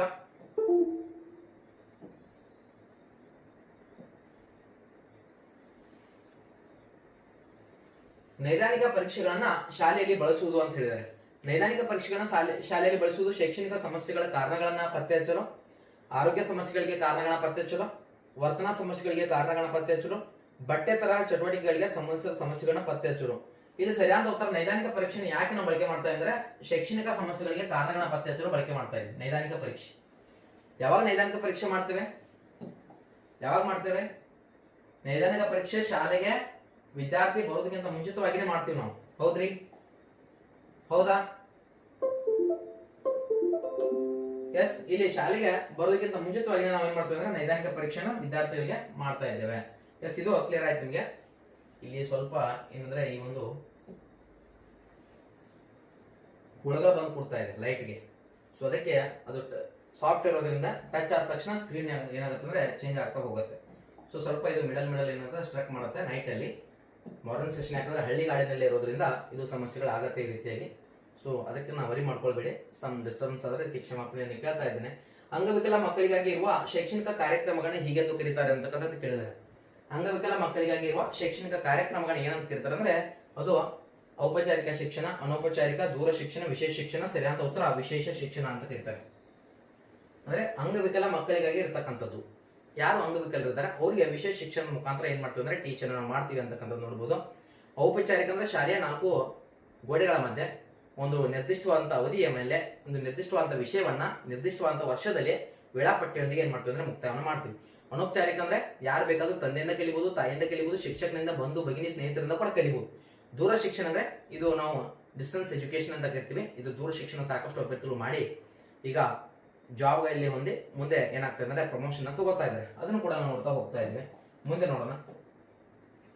ಎಸ್, ಪೂರ್ವ ಪ್ರಾಥಮಿಕ ಶಿಕ್ಷಣ ಕುರಿತು ಮರಿಯಾ ಮಾಂಟೆಸೊರೆ ಮಾಡಿರುವ ಸಾಧನೆ ಮೇಲೆ ಪ್ರಭಾವ ಬೀರಿದವರು ಯಾರು ಕೇಳಿದ್ದಾರೆ? ಪ್ರೊಬೆಲ್, ರುಡಾಲ್ಫ್ ಸ್ಟೈನರ್, ನಾರ್ಮನ್ ಬ್ರೋಸ್ಟರ್ಮನ್, ಜಾನ್ ಡುಯಿ ಅಂತ ಹೇಳಿದ್ದಾರೆ. ಇಲ್ಲಿ ಸರಿಯಾದ ಉತ್ತರ ಪ್ರೊಬೆಲ್ ಅವರು ಪ್ರಭಾವವನ್ನು ಬೀರ್ತಾರೆ. ಮರಿಯಾ ಮಾಂಟೆಸೊರೆ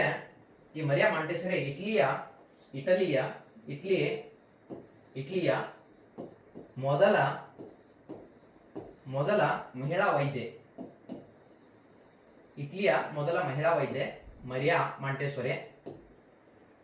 ವಿದ್ಯಾರ್ಥಿಗಳು ಕಲಿಕೆಯಲ್ಲಿ ಹಿಂದುಳಿಕೆ ಮುಖ್ಯವಾದಂತಹ ಕಾರಣ ಜ್ಞಾನೇಂದ್ರಿಯಗಳು ಅಂತ ಹೇಳ್ತಾರೆ. ಜ್ಞಾನೇಂದ್ರಿಯಗಳು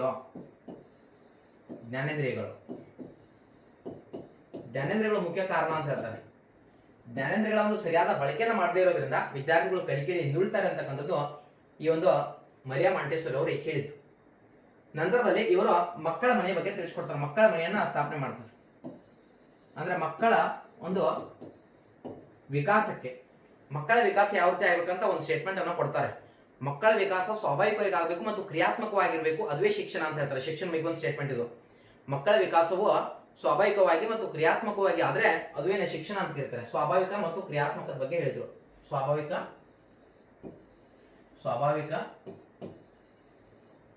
ಮತ್ತು ಕ್ರಿಯಾತ್ಮಕ ಕಲಿಕೆ ಉಂಟಾಗಬೇಕು, ಅದುವೇ ಶಿಕ್ಷಣ ಅಂತಕ್ಕಂಥದ್ದು ಇಲ್ಲಿ ಯಾರು ಹೇಳ್ತಾರೆ ಅಂದ್ರೆ ಮರಿಯಾ ಮಾಂಟೆಸೂರಿ ಅವರು ಹೇಳ್ತಾರೆ. ಈ ಪ್ರೊಬೆಲ್ರ ಗುರು ಯಾರಂದ್ರೆ ಪೆಸ್ಟಾಲಜಿ ಇದ್ರು.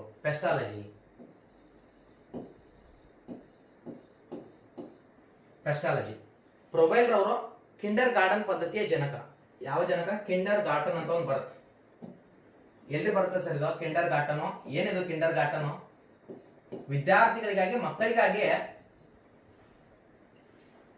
ಬನ್ನಿ ಮಕ್ಕಳೇ ಅವರ ಒಂದು ಮಕ್ಕಳ ಭವಿಷ್ಯವನ್ನು ರೂಪಿಸುವ ಸಲುವಾಗಿ ಕಿಂಡರ್ ಗಾರ್ಟನ್ ಪದ್ಧತಿಯನ್ನ ಪ್ರೊಬೆಲ್ ಅವರು ಹೇಳ್ತಾ ಬರ್ತಾರೆ.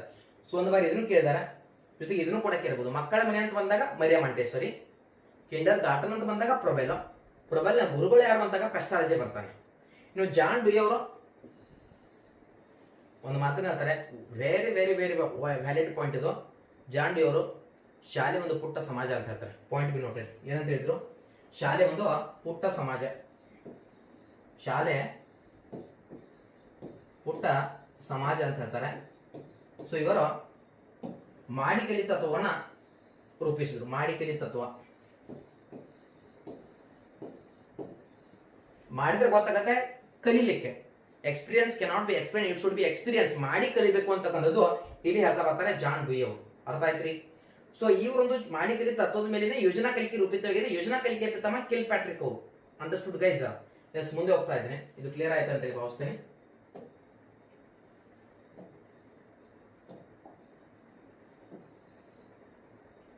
ಕ್ವಶನ್ ತುಂಬಾ ಇದೆ. ತನ್ನ ತಮ್ಮ ಅಥವಾ ತಂಗಿಯ ಬಗ್ಗೆ ಮಾತ್ಸರ್ಯ ಹೊಂದಿರುವ ಹಿರಿಯ ಮಗು ತನ್ನ ತಂದೆ ತಾಯಿಯರ ಗಮನ ಸೆಳೆಯಲು ಬೆರಳು ಚೀಪುವುದು, ಹಾಸಿಗೆಯಲ್ಲಿ ಮೂತ್ರ ಮಾಡಿಕೊಳ್ಳುವುದು ಮುಂತಾದ ಎಳೆಯ ಮನಸ್ಸಿನ ಮಕ್ಕಳ ನಡವಳಿಕೆಗಳನ್ನ ಪ್ರದರ್ಶಿಸುತ್ತಾನೆ. ಇಂತಹ ಲಕ್ಷಣಗಳ ರಕ್ಷಣಾ ತಂತ್ರ ಯಾವುದು ಅಂತ ಕೇಳಿದರೆ ಪ್ರಕ್ಷೇಪಣೆ, ತಾರ್ಕಿಕವಾದ, ಪ್ರತಿಗಮನ, ಬದಲಿ ಉಪಾಯ ಅಂತ ಕೇಳಿದರೆ ಇಲ್ಲಿ ಸರಿಯಾದ ಉತ್ತರ ಯಾವ್ದಂದ್ರೆ ಪ್ರತಿಗಮನ, ಅಥವಾ ಇದನ್ನ ಹಿಮ್ಮರಳುವಿಕೆ ಅಂತ ಕರೀತಾರೆ. ಇನ್ನೊಂದು ಅರ್ಥದಲ್ಲಿ ಇದನ್ನ ಏನಂತ ಕರೀತಾರೆ? ಹಿಮ್ಮರಳುವಿಕೆ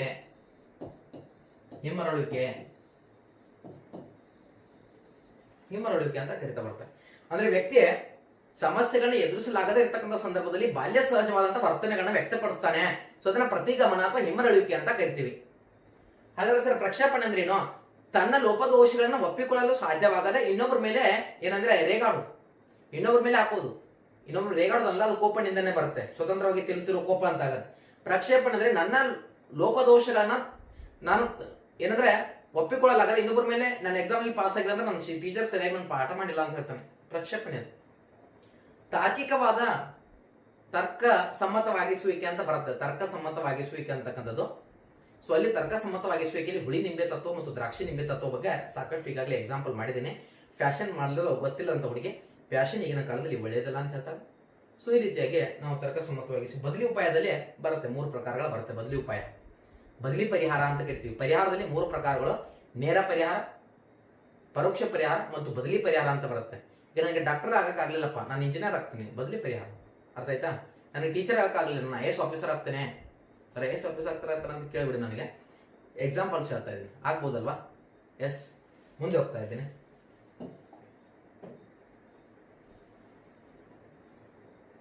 ಮುಂದಿನ ಒಂದು ಪ್ರಶ್ನೆ ಈ ರೀತಿಯಾಗಿದೆ. ಒಂದು ನಿಮಿಷ.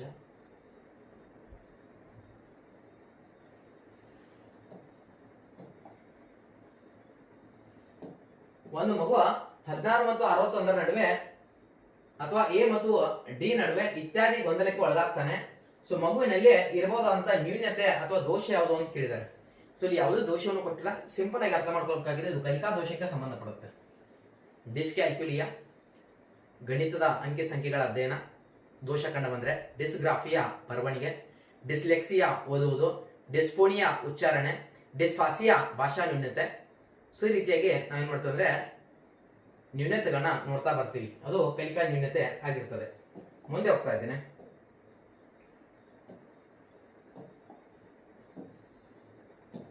ಪರಿಣಾಮಕಾರಿ ಕಲಿಕೆಗೆ ಪೂರಕವಾದಂತಹ ಅಂಶಗಳು ಯಾವುದು ಅಂತ ಕೇಳಿದರೆ ಆರೋಗ್ಯ, ಪ್ರೇರಣೆ, ಕಲಿಯಬೇಕೆಂಬ ಹಂಬಲ, ಮೇಲಿನ ಎಲ್ಲವೂ. ಸರಿಯಾದ ಉತ್ತರ ಮೇಲಿನ ಎಲ್ಲವೂ ಅಂತ ಇರುತ್ತೆ. ಎಲ್ಲ ಇರಬೇಕು. ಇಂಥ ಸಿಂಪಲ್ ಕ್ವಶನ್ಸ್ಗಳಿಗೆ ನೀವು ಆನ್ಸರ್ ಮಾಡ್ತಾರೆ, ಎಕ್ಸ್ಪ್ಲನೇಷನ್ ಅವಶ್ಯಕತೆ ಇಲ್ಲ. ಮುಂದೆ ಹೋಗ್ತಾ ಇದ್ದೇನೆ. ಎಸ್, ಜ್ಞಾನಾತ್ಮಕ ಬೆಳವಣಿಗೆಯನ್ನು ಹೇಗೂ ಕರಿಬಹುದು. ಇದು ಕೂಡ ಸಿಂಪಲ್ ಪ್ರಶ್ನೆ ಇದೆ, ಇಲ್ಲೂ ಕೂಡ ಎಕ್ಸ್ಪ್ಲನೇಷನ್ ಅವಶ್ಯಕತೆ ಇಲ್ಲ. ಜ್ಞಾನಾತ್ಮಕ ಬೆಳವಣಿಗೆಯನ್ನ ಬೌದ್ಧಿಕ ಬೆಳವಣಿಗೆ ಅಂತ ಕರಿಬಹುದು. ಸಂವೇಗಾತ್ಮಕ ಬೆಳವಣಿಗೆ ಅಲ್ಲ, ಬೌದ್ಧಿಕ ಬೆಳವಣಿಗೆ ಅಂತ ಕರಿಬಹುದು. ನೈತಿಕ ಬೆಳವಣಿಗೆನೂ ಅಲ್ಲ, ಸಾಮಾಜಿಕ ಬೆಳವಣಿಗೆನೂ ಅಲ್ಲ, ಇದು ಬೌದ್ಧಿಕ ಬೆಳವಣಿಗೆ. ಜ್ಞಾನಾತ್ಮಕ ಬೆಳವಣಿಗೆ ಜೀನ್ ಪಿಯಾಜೆ ಅವರು ಹೇಳಿದ್ದಾರೆ. ನಂತರದಲ್ಲಿ ಮುಂದೆ, ಒಬ್ಬ ಬುದ್ಧಿವಂತ ವಿದ್ಯಾರ್ಥಿ ಕಲಿಕೆಯಲ್ಲಿ ಹಿಂದುಳಿದಾಗ ಶಿಕ್ಷಕನಾದವನು ಕೈಗೊಳ್ಳಬೇಕಾದ ಕ್ರಮ. ಶಿಕ್ಷಕರಾಗಿ ನೀವು ಏನ್ ಮಾಡ್ತೀರಾ? ಒಬ್ಬ ಬುದ್ಧಿವಂತ ಇದ್ದಾನೆ ಅಂತ ಆಲ್ರೆಡಿ, ಆದ್ರೆ ಕಲಿಕೆಯಲ್ಲಿ ಹಿಂದುಳಿದಾನೆ, ಏನ್ ಮಾಡ್ತೀರಾ? ಆತನಿಗೆ ಹೆಚ್ಚು ಓದುವ ಕೆಲಸವನ್ನು ಕೊಟ್ಟು ಶ್ರಮಪಟ್ಟು ಓದುವಂತೆ ಮಾಡ್ತೀರಿ. ಹೆಚ್ಚು ಓದಲಿಕ್ಕೆ ಹೇಳ್ತೀರಾ, ಅಥವಾ ಆತನಿಗೆ ವೈಯಕ್ತಿಕ ಗಮನವನ್ನು ನೀಡುವುದನ್ನ ಪ್ರಾರಂಭಿಸ್ತೀರಾ ಮತ್ತು ವಿಶೇಷ ಬೋಧನೆ ಆರಂಭಿಸ್ತೀರಾ, ಅಂದ್ರೆ ಪರಿಹಾರ ಬೋಧನೆ, ರೆಮಿಡಿಯಲ್ ಟೆಸ್ಟ್. ಆತನ ಕಳಪೆ ಸಾಧನೆಗೆ ಕಾರಣಗಳ ಪತ್ತೆ ಹಚ್ಚಿ ಪರಿಹಾರ ಬೋಧನೆಗೆ ನೀಡುವುದ, ಆತನಿಗೆ ಮನೆ ಪಾಠ ವ್ಯವಸ್ಥೆ ಮಾಡುವಂತೆ ಪೋಷಕರಿಗೆ ಹೇಳುದು. ಆತನಿಗೆ ಕಳಪೆ ಸಾಧನೆಗೆ ಕಾರಣಗಳ ಪತ್ತೆ ಹಚ್ಚಬೇಕು, ನಂತರ ಆತನ ಪರಿಹಾರ ಬೋಧನೆಗೆ ಒಂದು ನೀಡಬೇಕು ಅಂತಕ್ಕಂಥದ್ದು. ಇಲ್ಲಿ ಏನ್ ಮಾಡಿದ್ರೆ ಆಪ್ಷನ್ 3 ಸರಿಯಾದ ಉತ್ತರ. ಆಪ್ಷನ್ 3, ಆತನ ಕಳಪೆ ಸಾಧನೆಗೆ ಏನು ಕಾರಣ ಇದೆ ಅಂತಕ್ಕಂಥದ್ದನ್ನ ಮೊದಲು ಪತ್ತೆ ಹಚ್ಚಬೇಕಾಗತ್ತೆ. ಸೊ ಒಂದ್ ರೀತಿಯಲ್ಲಿ ನೈದಾನಿಕತೆ ಅಂತ ಬರುತ್ತೆ ಇಲ್ಲಿ, ರೈಟಾ?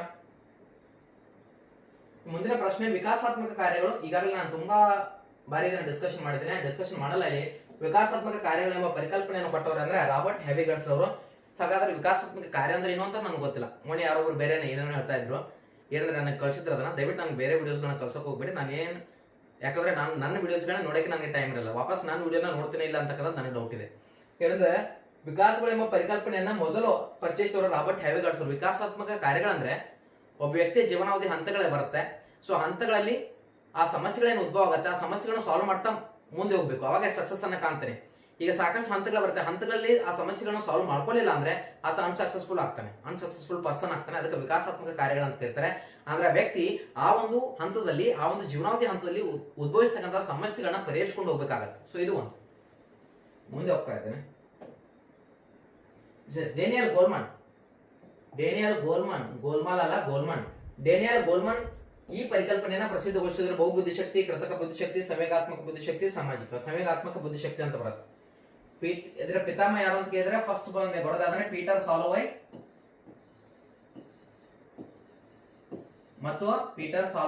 ಮತ್ತು ಜಾನ್ ಮೇಯರ್.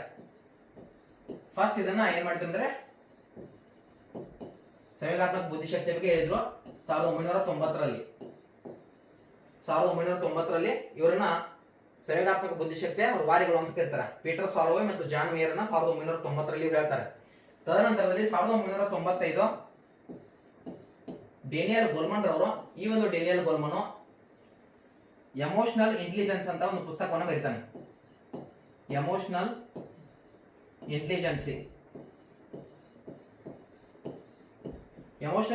ಅಥವಾ ಒಂದು ಪುಸ್ತಕವನ್ನು ಬರೀತಾನೆ. ಆ ಪುಸ್ತಕದಲ್ಲಿ ಈ ಸಂವೇಗಾತ್ಮಕ ಬುದ್ಧಿಶಕ್ತಿನ ಪ್ರಚುರಪಡಿಸ್ತಾನೆ, ಅಂದ್ರೆ ವಿಸ್ತೃತ ಮಾಡ್ತಾನೆ ಅಂತಕ್ಕಂಥದ್ದು ಇಲ್ಲಿ ಸರಿಯಾದ ಒಂದು ಅಂಶ. ಸೊ ಇದನ್ನ ನಿಮಗೆ ಕ್ಲಿಯರ್ ಆಗಿದೆ ಅಂತ ಭಾವಿಸ್ತೀನಿ. ಈ ರೀತಿಯಾಗಿ ನಾವು ನೋಡ್ತಾ ಹೋಗ್ಬೇಕಾಗುತ್ತೆ. ಸೊ ಮುಂದೆ ಹೋಗ್ತಾ ಇದ್ದೇನೆ. ಕೆಳಕಂಡ ಯಾವ ಪರೀಕ್ಷೆಯಲ್ಲಿ ಅಸ್ಪಷ್ಟ ಪ್ರಚೋದನೆಗಳನ್ನ ನೀಡಲಾಗುತ್ತೆ ಅಂತಕ್ಕಂಥದ್ದು ಕೇಳಿದೆ. ಅಸ್ಪಷ್ಟ ಪ್ರಚೋದನೆಗಳನ್ನ ಎಲ್ಲಿ ನೀಡ್ತೀವಿ ಅಂತಕ್ಕಂಥದ್ದು ಬುದ್ಧಿಶಕ್ತಿ ಪರೀಕ್ಷೆ, ಅಭಿಕ್ಷಮತೆ, ಪ್ರಕ್ಷೇಪಣೆ ಪರೀಕ್ಷೆ, ಆಸಕ್ತಿ ಮತ್ತು ತಪ್ಪಿಲು ಪಟ್ಟಿ. ಇಲ್ಲಿ ಸರಿಯಾದ ಉತ್ತರ ಪ್ರಕ್ಷೇಪಣೆ ಪರೀಕ್ಷೆಗಳಲ್ಲಿ ಅಸ್ಪಷ್ಟ ಪ್ರಚೋದನೆಗಳನ್ನ ನೀಡ್ತಾ ಇದೆ. ಇಲ್ಲಿ ಫಸ್ಟ್ ಬರೋದು. ಆಮೇಲೆ ಫೇಮಸ್ ಆಗಿರೋದು ಯಾವಂದ್ರೆ ರೋಷಾರ್ಕ್ ಅವರ ಮಸಿಗುರುತು ಪರೀಕ್ಷೆ. ಇದೊಂದು ಇಂಕ್ ಇರುತ್ತೆ, ಇಂಕ್ ಬಾಟಲ್ ಇರುತ್ತೆ. ಇಂಕ್ ಬಾಟಲ್ ನಲ್ಲಿ ಒಂದು ದಾರವನ್ನ ತಗೊಂಡು ಅದನ್ನ ಎದ್ದಿ ಒಂದು ಪೇಪರ್ ಮೇಲೆ, ಒಂದು ವೈಟ್ ಪೇಪರ್ ಮೇಲೆ ಅದನ್ನ ಬಿಡಬೇಕು. ಯಾವ ರೀತಿ ಬೇಕಾದ್ರೂ ಚಿತ್ರ ಅದನ್ನ ನೋಡ್ಬೇಕು. ನಾನು ಇದ್ರಲ್ಲಿ ಏನ್ ಕಾಣ್ತಾ ಇದೆ ನನಗೆ? ಸರ್ ನನಗೆ ಇಲ್ಲಿ ಏನ್ ಕಾಣ್ತಾ ಇದೆ ಅಂದ್ರೆ ಒಂದು ಕಾರ್ ಕಾಣ್ತಾ ಇದೆ ಸರ್, ನನಗೆ ಒಂದು ಬಿಲ್ಡಿಂಗ್ ಕಾಣ್ತಾ ಇದೆ ಸರ್, ನನಗೆ ಮನೋವಿಜ್ಞಾನಿ ಕಾಣ್ತಾ ಇದಾರೆ ಸರ್, ನೀವೇ ಕಾಣ್ತಾ ಇದ್ರಾ? ಸೊ ಅದು ನನಗೆ ಒಂದು ಹುಡುಗಿ ಕಾಣ್ತಾ ಇದ್ದಾಳೆ ಸರ್, ನನಗೆ ಐಶ್ವರ್ಯ ಕಾಣ್ತಾ ಇದ್ದಾಳೆ. ಸೊ ಅದೇನಂದ್ರೆ ಮಸಿ ಗುರುತು ಪರೀಕ್ಷೆ. ಹೌದ್ರಿ, ನಮ್ಮ ಭಾವನೆಗಳು ಏನೇನು ವ್ಯಕ್ತ ಆಗತ್ತೆ ಅಂತಕ್ಕಂಥದ್ದು ಅಂದ್ರೆ ಪ್ರಕ್ಷೇಪಣಾ ಪರೀಕ್ಷೆಗಳನ್ನ ಪ್ರೊಜೆಕ್ಟಿವ್ ಟೆಕ್ನಿಕ್ಸ್ ಅಂತ ಹೇಳ್ತಾ ಬರ್ತೀವಿ. ಪ್ರಕ್ಷೇಪಣಾ ಒಂದು ಪರೀಕ್ಷೆಗಳು ಪ್ರೊಜೆಕ್ಟಿವ್ ಟೆಕ್ನಿಕ್ಸ್. ಸೊ ಇಲ್ಲಿ ನಮ್ಮ ಭಾವನೆಗಳನ್ನ ಇನ್ನೊಬ್ಬರ ಮುಂದೆ ವ್ಯಕ್ತಪಡಿಸೋದು, ಇನ್ನೊಂದರಲ್ಲಿ ನೋಡೋದು, ಅದು ಏನಂದ್ರೆ ಪ್ರಕ್ಷೇಪಣಾ ಒಂದು ಪರೀಕ್ಷೆ ಅಂತ ಕರೀತಾರೆ. ಸೊ ಇದರಲ್ಲಿ ರೋಷಾರ್ಕ್ ಅವರ ಮಸಿ ಪರೀಕ್ಷೆ ಬರುತ್ತೆ, ಜೊತೆಗೆ ವಿಷಯ ಪ್ರಚೋದಕ ಪರೀಕ್ಷೆ ಅಥವಾ ಕಥಾ ಪ್ರಚೋದಕ ಪರೀಕ್ಷೆ ಬರುತ್ತೆ. ಸರ್ ಇದಾವುದ್ರಲ್ಲಿ ಕಥಾ ಪ್ರಚೋದಕ ಪರೀಕ್ಷೆ? ವಿಷಯ ಪ್ರಚೋದಕ ಪರೀಕ್ಷೆನ ಕಥಾ ಪ್ರಚೋದಕ ಪರೀಕ್ಷೆ ಅಂತ ಕರೀತಾರೆ. ಇಂಗ್ಲಿಷ್ ನಲ್ಲಿ ಇದನ್ನ ಥೆಮೆಟಿಕ್ ಅಪರ್ಸೆಪ್ಷನ್ ಟೆಸ್ಟ್ ಅಂತ ಕರಿತಾ ಬರ್ತೀವಿ. ಥೆಮೆಟಿಕ್ ಅಪರ್ಸೆಪ್ಷನ್ ಟೆಸ್ಟ್ ಮರ್ರೆ ಮತ್ತು ಮಾರ್ಗನ್ ರವರು ಇದನ್ನ ರಚನೆ ಮಾಡ್ತಾರೆ. ಇದಾದ್ಮೇಲೆ ವಾಕ್ಯ ಪೂರ್ಣಗೊಳಿಸುವಿಕೆ ಮತ್ತು ಪದ ಸಂಯೋಜನಾ ಪರೀಕ್ಷೆ ಕೂಡ ಏನಂದ್ರೆ ಪ್ರಕ್ಷೇಪಣಾ ಪರೀಕ್ಷೆಗಳಿಗೆ ಪ್ರಕ್ಷೇಪಣೆಯಲ್ಲಿ ಬರ್ತಕ್ಕಂಥ ಒಂದು ಪರೀಕ್ಷೆಗಳು. ಸೊ ಇದು ನಿಮ್ಗೆ ಗೊತ್ತಾಗ್ಲಿ ಅಂತ ಹೇಳಿ ಭಾವಿಸ್ತಾ ಇದ್ದೀನಿ. ಅಭಿಕ್ಷಮತೆ ಅಂದ್ರೆ ನಾನು ಯಾವ್ದ್ರಲ್ಲಿ ಈಗ ನಮ್ಮ ಸರ್ ಏನಂದ್ರೆ ಕನ್ನಡ ಕೂಡ ಹೇಳ್ತಾರೆ, ಅವರು ಸೈಕಾಲಜಿ ಕೂಡ ಹೇಳ್ತಾರೆ, ಸೋಷಿಯಲ್ ಸೈನ್ಸ್ ಕೂಡ ಹೇಳ್ತಾರೆ, ಹಿಂದಿ ಕೂಡ ಹೇಳ್ತಾರೆ, ಸೊ ಸೈಕಾಲಜಿ ಕೂಡ ಹೇಳ್ತಾರೆ. ಇದರಲ್ಲಿ ಯಾವ ಚೆನ್ನಾಗಿ ಹೇಳ್ತಾರೆ ಅದು ಅಭಿಕ್ಷಮ. ಒಂದು ಕ್ಷೇತ್ರದಲ್ಲಿ ವಿಶೇಷ ಸಾಮರ್ಥ್ಯವನ್ನು ಪತ್ತೆ ಹಚ್ಚೋದು ಅಭಿಕ್ಷಮ. ನೀವು ಎಲ್ಲ ನಿಮ್ಗೆ ವಿದ್ಯೆಗಳು ಬರುತ್ತೆ, ಬಟ್ ಒಂದರಲ್ಲಿ ಒಂದು ಫೇಮಸ್ ಇರ್ತೀರ, ಒಂದರಲ್ಲಿ ಪ್ರಸಿದ್ಧತೆಯನ್ನು ಪಡ್ತೀರಾ, ದಟ್ ಈಸ್ ಅಭಿಕ್ಷಮ. ಬುದ್ಧಿಶಕ್ತಿಯ ಪರೀಕ್ಷೆಗಳನ್ನ ನೋಡ್ತೀವಿ ನಾವು. ಅದು ಟಾರೆನ್ಸ್ ಅವರಾಗಿರ್ಬೋದು, ಆಮೇಲೆ ಟರ್ಮಂಡರ್ ಅವರು, ಬೇನೆರ್ ಅವರು, ಡೇವಿಡ್ ವೆಸ್ಲರ್ ಅವರು ಬುದ್ಧಿಶಕ್ತಿ ಪರೀಕ್ಷೆಗಳು ಬರುತ್ತೆ. ಆಮೇಲೆ ಭಾಟಿಯಾರ್ ಅವರು ಬರ್ತಾರೆ ಭಾರತ ದೇಶದಲ್ಲಿ. ಇನ್ನು ಆಸಕ್ತಿ ಮತ್ತು ತಪ್ಶೀಲು ಪಟ್ಟಿಗಳು ಇದು ಬೇರೆ ಬರುತ್ತೆ. ಆಸಕ್ತಿ ತಪ್ಶೀಲು ಪಟ್ಟಿಗಳ ಗೀಟ್ಗಳನ್ನ ಹೆಂಗ್ ಹಾಕ್ತೀವಲ್ಲ ಅದ್ರ ಬಗ್ಗೆ ನಾವು ನೋಡ್ತೀವಿ. ಆಸಕ್ತಿ ಮತ್ತು ಅವಧಾನ ಒಂದೇ ನಾಣ್ಯದ ಎರಡು ಮುಖಗಳು, ಆಸಕ್ತಿ ಅವಧಾನದ ತಾಯಿ ಅಂತ ಕರಿತೀವಿ. ಅದನ್ನ ಆಮೇಲೆ ನೋಡ್ತೀನಿ, ಡಿಸ್ಕಷನ್ ಮಾಡ್ತೀನಿ ಅದ್ರ ಬಗ್ಗೆ, ಇದನ್ನ ಬಿಟ್ಬಿಡಿ. ನೆಕ್ಸ್ಟ್ ಮುಂದೆ ಹೋಗ್ತಾ ಇದ್ದೀನಿ. ಇಲ್ಲಾಂದ್ರೆ ಇಲ್ಲೇ ನಾನು ಏನಂದ್ರೆ ಸುಮಾರು 4 ಅವರ್ ಇಲ್ಲಿ ನಿಂತ್ಕೊಳ್ತೀನಿ. ನಿಮ್ಗೂ ಬೇಜಾರಾಗುತ್ತೆ, ಸರ್ ಬೇಗ ಮುಗಿಸಲ್ಲ, ನಿಂತ್ಕೊಳ್ತಾರೆ, ತುಂಬಾ ಹೇಳಿದ್ದಾರೆ ಅಂತಕ್ಕಂಥದ್ದು. ಬಟ್ ಏನಂದ್ರೆ ವಿಷಯ ಆ ರೀತಿ ಇದೆ, ಏನು ಮಾಡೋಕ್ಕಾಗಲ್ಲ. ಸಂಚಾರಿ ಸಂಕೇತಗಳ ಪಾಲನೆಯು ಸಂಬಂಧಪಟ್ಟಿರುವುದು, ಹಾಗೇನಾದ್ರೂ ಅನ್ಕೊಂಡ್ರ ಹೇಳಿ. ಮತ್ತೆ ಸಂಚಾರಿ ಸಂಕೇತಗಳ ಪಾಲನೆಯು ಸಂಬಂಧಪಟ್ಟಿರುವುದು ಅನುಬಂಧಿತ ಕಲಿಕೆ, ಪ್ರಯತ್ನ ಪ್ರಮಾದ ಕಲಿಕೆ, ಒಳನೋಟ ಕಲಿಕೆ, ಕಲಿಕೆ ವರ್ಗಾವಣೆ ಅಂತ ಕೇಳಿದ್ದಾರೆ. ಸಂಚಾರಿ ಸಂಬಂಧಗಳು ಇಲ್ಲಿ ಅನುಬಂಧವನ್ನು ಮಾಡಿದ್ವಿ ನಾವು. ಅನುಬಂಧ, ಗುರುಗಳು ಬಂದ ತಕ್ಷಣ ಹುಡುಗರು ಎದ್ದು ನಿಲ್ತಾರೆ, ಅನುಬಂಧ ಅದು. ಸರ್ ನಾನು ಬಂದ ತಕ್ಷಣ ನಮಸ್ಕಾರ ಮಾಡಿದೆ, ಸೊ ಅದಕ್ಕೆ ಎಷ್ಟು ದಿನ ರಿಪ್ಲೈ ಮಾಡಿದ್ರೆ ಅಂತ ಗೊತ್ತಿಲ್ಲ, ಆದ್ರೆ ಮನಸ್ಸಿನಲ್ಲಿ ಅನ್ಕೊಂಡ್ರೆ ಅದು ಅನುಬಂಧ. ಸರ್ ಮನಸ್ಸಿನಲ್ಲೂ ಕೂಡ ನಾನು ಅನ್ಕೊಂಡಿಲ್ಲ ಅಂದ್ರೆ ಅದು ಅನುಬಂಧ ಅಲ್ಲ.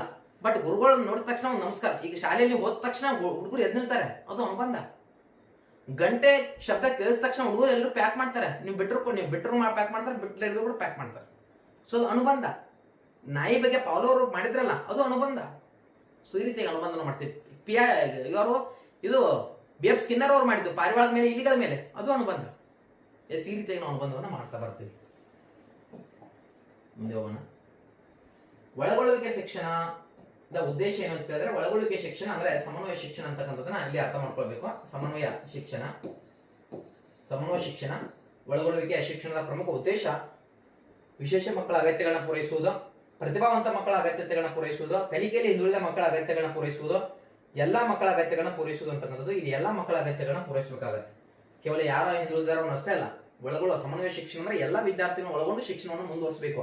ಈ ರೀತಿಯಾಗೂ ಕೂಡ ಕೇಳ್ತಾನೆ, ಒಳಗೊಳ್ಳುವ ಸಮನ್ವಯ ಕನ್ಫ್ಯೂಸ್ ಆಗ್ಬೇಡಿ. ಅರ್ಥ ಆಯ್ತ್ರಿ? ಸಮನ್ವಯ ಶಿಕ್ಷಣದ ಬಗ್ಗೆ ನಾನು ಆಲ್ರೆಡಿ ಮಾತಾಡಿದ್ದೀನಿ ನಮ್ಮ ಪ್ರೀವಿಯಸ್ ವಿಡಿಯೋದಲ್ಲಿ, ದಯವಿಟ್ಟು ನೋಡ್ಕೊಳ್ಳಿ. ಇಲ್ಲಂದ್ರೆ ನಾನು ಇಲ್ಲೇ ಸುಮಾರು 2-3 ಗಂಟೆ ಒಂದು ವಿಷಯವನ್ನು ತಗೊಂಡು ನಿಲ್ತೀನಿ. ಆಮೇಲೆ ವಾರ್ಷಿಕ ಪರೀಕ್ಷೆಗಳನ್ನ ನಡೆಸುವುದು ಅಂತ ಹೇಳಿದ್ದಾರೆ. ವಾರ್ಷಿಕ ಪರೀಕ್ಷೆಗಳನ್ನ ನಡೆಸುವುದು ನಿರಂತರ ಮೌಲ್ಯಮಾಪನ, ಕಲಿಕೆಗಾಗಿ ಕಲಿಕೆಯ ಮೌಲ್ಯಮಾಪನ,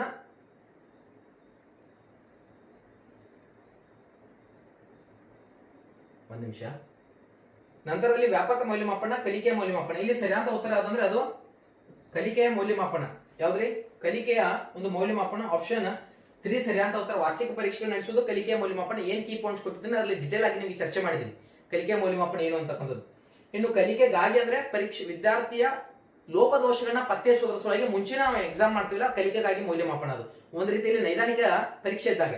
ನಿರಂತರ ಅಂತಕ್ಕಂಥದ್ದು ವಿದ್ಯಾರ್ಥಿಯ ಶಾಲಾ ಚಟುವಟಿಕೆಗಳು ಮತ್ತು ಹೊರಗಿನ ಚಟುವಟಿಕೆ ಎಲ್ಲವನ್ನೂ ಕೂಡ ಒಳಗೊಂಡಿರ್ತಾನೆ. CC ಅಂತ ಕರಿತೀವಿ, ಕಂಟಿನ್ಯೂಸ್ ಅಂಡ್ ಕಂಪ್ರಹೆನ್ಸಿವ್ ಇವ್ಯಾಲ್ಯೂಯೇಷನ್ ಅಂತ ಬರುತ್ತೆ. ನಿರಂತರ ಮತ್ತು ವ್ಯಾಪಕ ಮೌಲ್ಯಮಾಪನ CC ಅಂತಕ್ಕಂಥದ್ದು ಸಾಕಷ್ಟು ಫೇಮಸ್ ಆಗಿದೆ. ಇನ್ನು ವ್ಯಾಪಕ ಮೌಲ್ಯಮಾಪನ ಬಗ್ಗೆ, ನಿರಂತರ ಮತ್ತು ವ್ಯಾಪಕ ಮೌಲ್ಯಮಾಪನದಲ್ಲೇ ಸಂಕಲನಾತ್ಮಕ ಬರುತ್ತೆ, ರೂಪನಾತ್ಮಕ ಬರುತ್ತೆ, ಸ್ಥಾನ ನಿಗದಿ ಮೌಲ್ಯಮಾಪನ ಅಂತ ಬರುತ್ತೆ. ಸೊ ನೈದಾನಿಕ ಮೌಲ್ಯಮಾಪನ ಕೂಡ ಅದರಲ್ಲಿನೇ ಬರುತ್ತೆ. ರೂಪನಾತ್ಮಕ ಮೌಲ್ಯಮಾಪನದ ಮುಂದುವರಿದ ಹಂತನೇ ಸ್ಥಾನ ನಿಗದಿ ಮೌಲ್ಯಮಾಪನ. ಸೊ ಇಲ್ಲಿ ಬೈತಾ ಕೊಡಲ್ಲ, ಯಾಕಂದ್ರೆ ಲೇಟ್ ಆಗ್ತಾ ಇದೆ. ಸೊ ಹೀಗಾಗಿ ಮುಂದೆ ಹೋಗ್ತಾ ಇದ್ದೀನಿ. ಎಸ್, ಒಬ್ಬ ಶಿಕ್ಷಕನಾದವನು ಇಲ್ಲಿ ಕೂತ್ಕೊಟ್ಟದು ಒಂದು ಸಮಸ್ಯೆ ಮಾಡ್ತಾ ಇದೆ. ಇಲ್ಲೊಂದ್ ಕಡೆ ಕೂತ್ಕೊಂಡಿದೆ ಬೋರ್ಡ್ ಮೇಲೆ, ಹೀಗಾಗಿ ಅದು ಸಮಸ್ಯೆ ಮಾಡ್ತಾ ಇದೆ.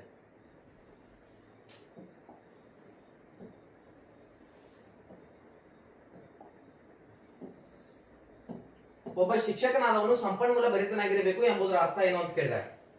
ಸೊ ಆತ ಶ್ರೀಮಂತನಾಗಿರಬೇಕು, ಆದ್ದರಿಂದ ಆತ ಮನೆ ಪಾಠ ಮಾಡುವ ಅಗತ್ಯವಿಲ್ಲ ಅಂತ ಹೇಳಿದ್ದಾರೆ. ಆತ ಪ್ರಭಾವಶಾಲಿಯಾಗಿರಬೇಕು, ಆದ್ದರಿಂದ ಆತನಿಗೆ ಯಾರು ತೊಂದರೆ ನೀಡುವರು. ಆತನು ತನ್ನ ವಿದ್ಯಾರ್ಥಿಗಳಿಗೆ ತುಂಬಾ ಪ್ರಸಿದ್ಧನಾಗಿರುವುದರಿಂದ ಇದು ಹೇಳಿದ್ದಾರೆ. ಇಲ್ಲಿ ಸರಿಯಾದ ಉತ್ತರ ಏನಂದ್ರೆ ಆತನು ಸಾಕಷ್ಟು ಜ್ಞಾನ ಹಾಗೂ ಕೌಶಲ್ಯಗಳನ್ನ ಹೊಂದಿದ್ದ ವಿದ್ಯಾರ್ಥಿಗಳ ಅವಶ್ಯಕತೆಗಳನ್ನ ಪೂರೈಸಲು ಸಾಧ್ಯವಾಗುವುದು. ಇಂಥ ಪ್ರಶ್ನೆಗಳು ಬಂದ್ರೆ ಈಸಿಯಾಗಿ ಅಂಡರ್ಸ್ಟ್ಯಾಂಡ್ ಮಾಡ್ಕೊಳ್ತಾರೆ ನೀವು, ನೋ ಪ್ರಾಬ್ಲಮ್.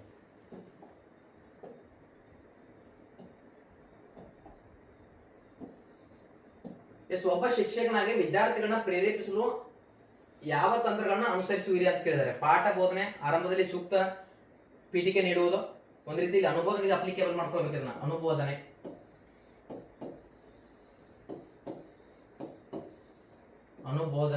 ಏನ್ ಮಾಡ್ಬೇಕಾಗತ್ತೆ ಅಂದ್ರೆ ಅಪ್ಲಿಕೇಬಲ್ ಅನ್ನ ಮಾಡ್ಕೊಳ್ಬೇಕಾಗತ್ತೆ. ಅನುಬೋಧನೆ ಎಸ್, ಬೋಧಿಸಲು ಸೂಕ್ತ ಉದಾಹರಣೆಗಳನ್ನು ನೀಡುವುದು, ಉದಾಹರಣೆ ಸಾದೃಶೀಕರಣ ಒಂದು ಹಂತ ಅಂತ ಬರುತ್ತೆ. ವಿದ್ಯಾರ್ಥಿಗಳು ಕಲಿಕೆಯಲ್ಲಿ ಸಕ್ರಿಯವಾಗಿ ಭಾಗವಹಿಸುವಂತೆ ಪ್ರೋತ್ಸಾಹಿಸುವ ಮೇಲೆ ಎಲ್ಲವೂ ಸರಿಯಾದ ಉತ್ತರ, ಮೇಲೆ ಎಲ್ಲವನ್ನ ನಾವು ಕೈಗೊಳ್ತಾ ಇದೀವಿ ಅಂತಕ್ಕಂಥದ್ದು ಸರಿಯಾದ ಉತ್ತರ. ಸಿಂಪಲ್ ಇದೆ, ಕನ್ಫ್ಯೂಸ್ ಬೇಡ. ಇನ್ನು ಕೊನೆಯ ಪ್ರಶ್ನೆಗೆ ಹೋಗ್ತಾ ಇದ್ದೀನಿ ನಾನು. ಎಸ್, ಕೆಳಕಂಡ ಯಾವ ಪ್ರೇರಣೆಗಳನ್ನ ಪ್ರಾಥಮಿಕ ಪ್ರೇರಣೆಗಳನ್ನು ಪರಿಗಣಿಸಲಾಗಿದೆ? ಶಾರೀರಿಕ ಪ್ರೇರಣೆಗಳು, ಸಾಮಾಜಿಕ, ಉತ್ತೇಜಕ ಮತ್ತು ಬಹುಮಾನ ಮತ್ತು ಶಿಕ್ಷೆ ಹೊಗಳಿಕೆ ಅಂತ ಹೇಳಿದ್ದಾರೆ. ಸೊ ಇಲ್ಲಿ ಸರಿಯಾದ ಉತ್ತರ ಪ್ರಾಥಮಿಕ ಪ್ರೇರಣೆಗಳು, ಶಾರೀರಿಕ ಪ್ರೇರಣೆಗಳು. ಇದು ಯಾರ ಮೇಲೆ ಕೇಳಿದೆ ಅಂದ್ರೆ ಅಬ್ರಾಹಂ ಮಾಸ್ಲೋ ಅವರ ಮೇಲೆ ಕೇಳಿದಂತ ಒಂದು ಪ್ರಶ್ನೆ. ಅಬ್ರಾಹಂ ಮಾಸ್ಲೋ ಅಗತ್ಯತೆಗಳ ಶ್ರೇಣಿ ಸಿದ್ಧಾಂತವನ್ನು ಮಂಡನೆ ಮಾಡ್ತಾರೆ ಇವರು, ಅಬ್ರಾಹಂ ಮಾಸ್ಲೋ ಅವರು. ಈ ರೀತಿಯಾಗಿ ನೀವು ನೋಡಿರ್ಬೋದು ಸ್ಟೆಪ್ಸ್ ಗಳನ್ನ.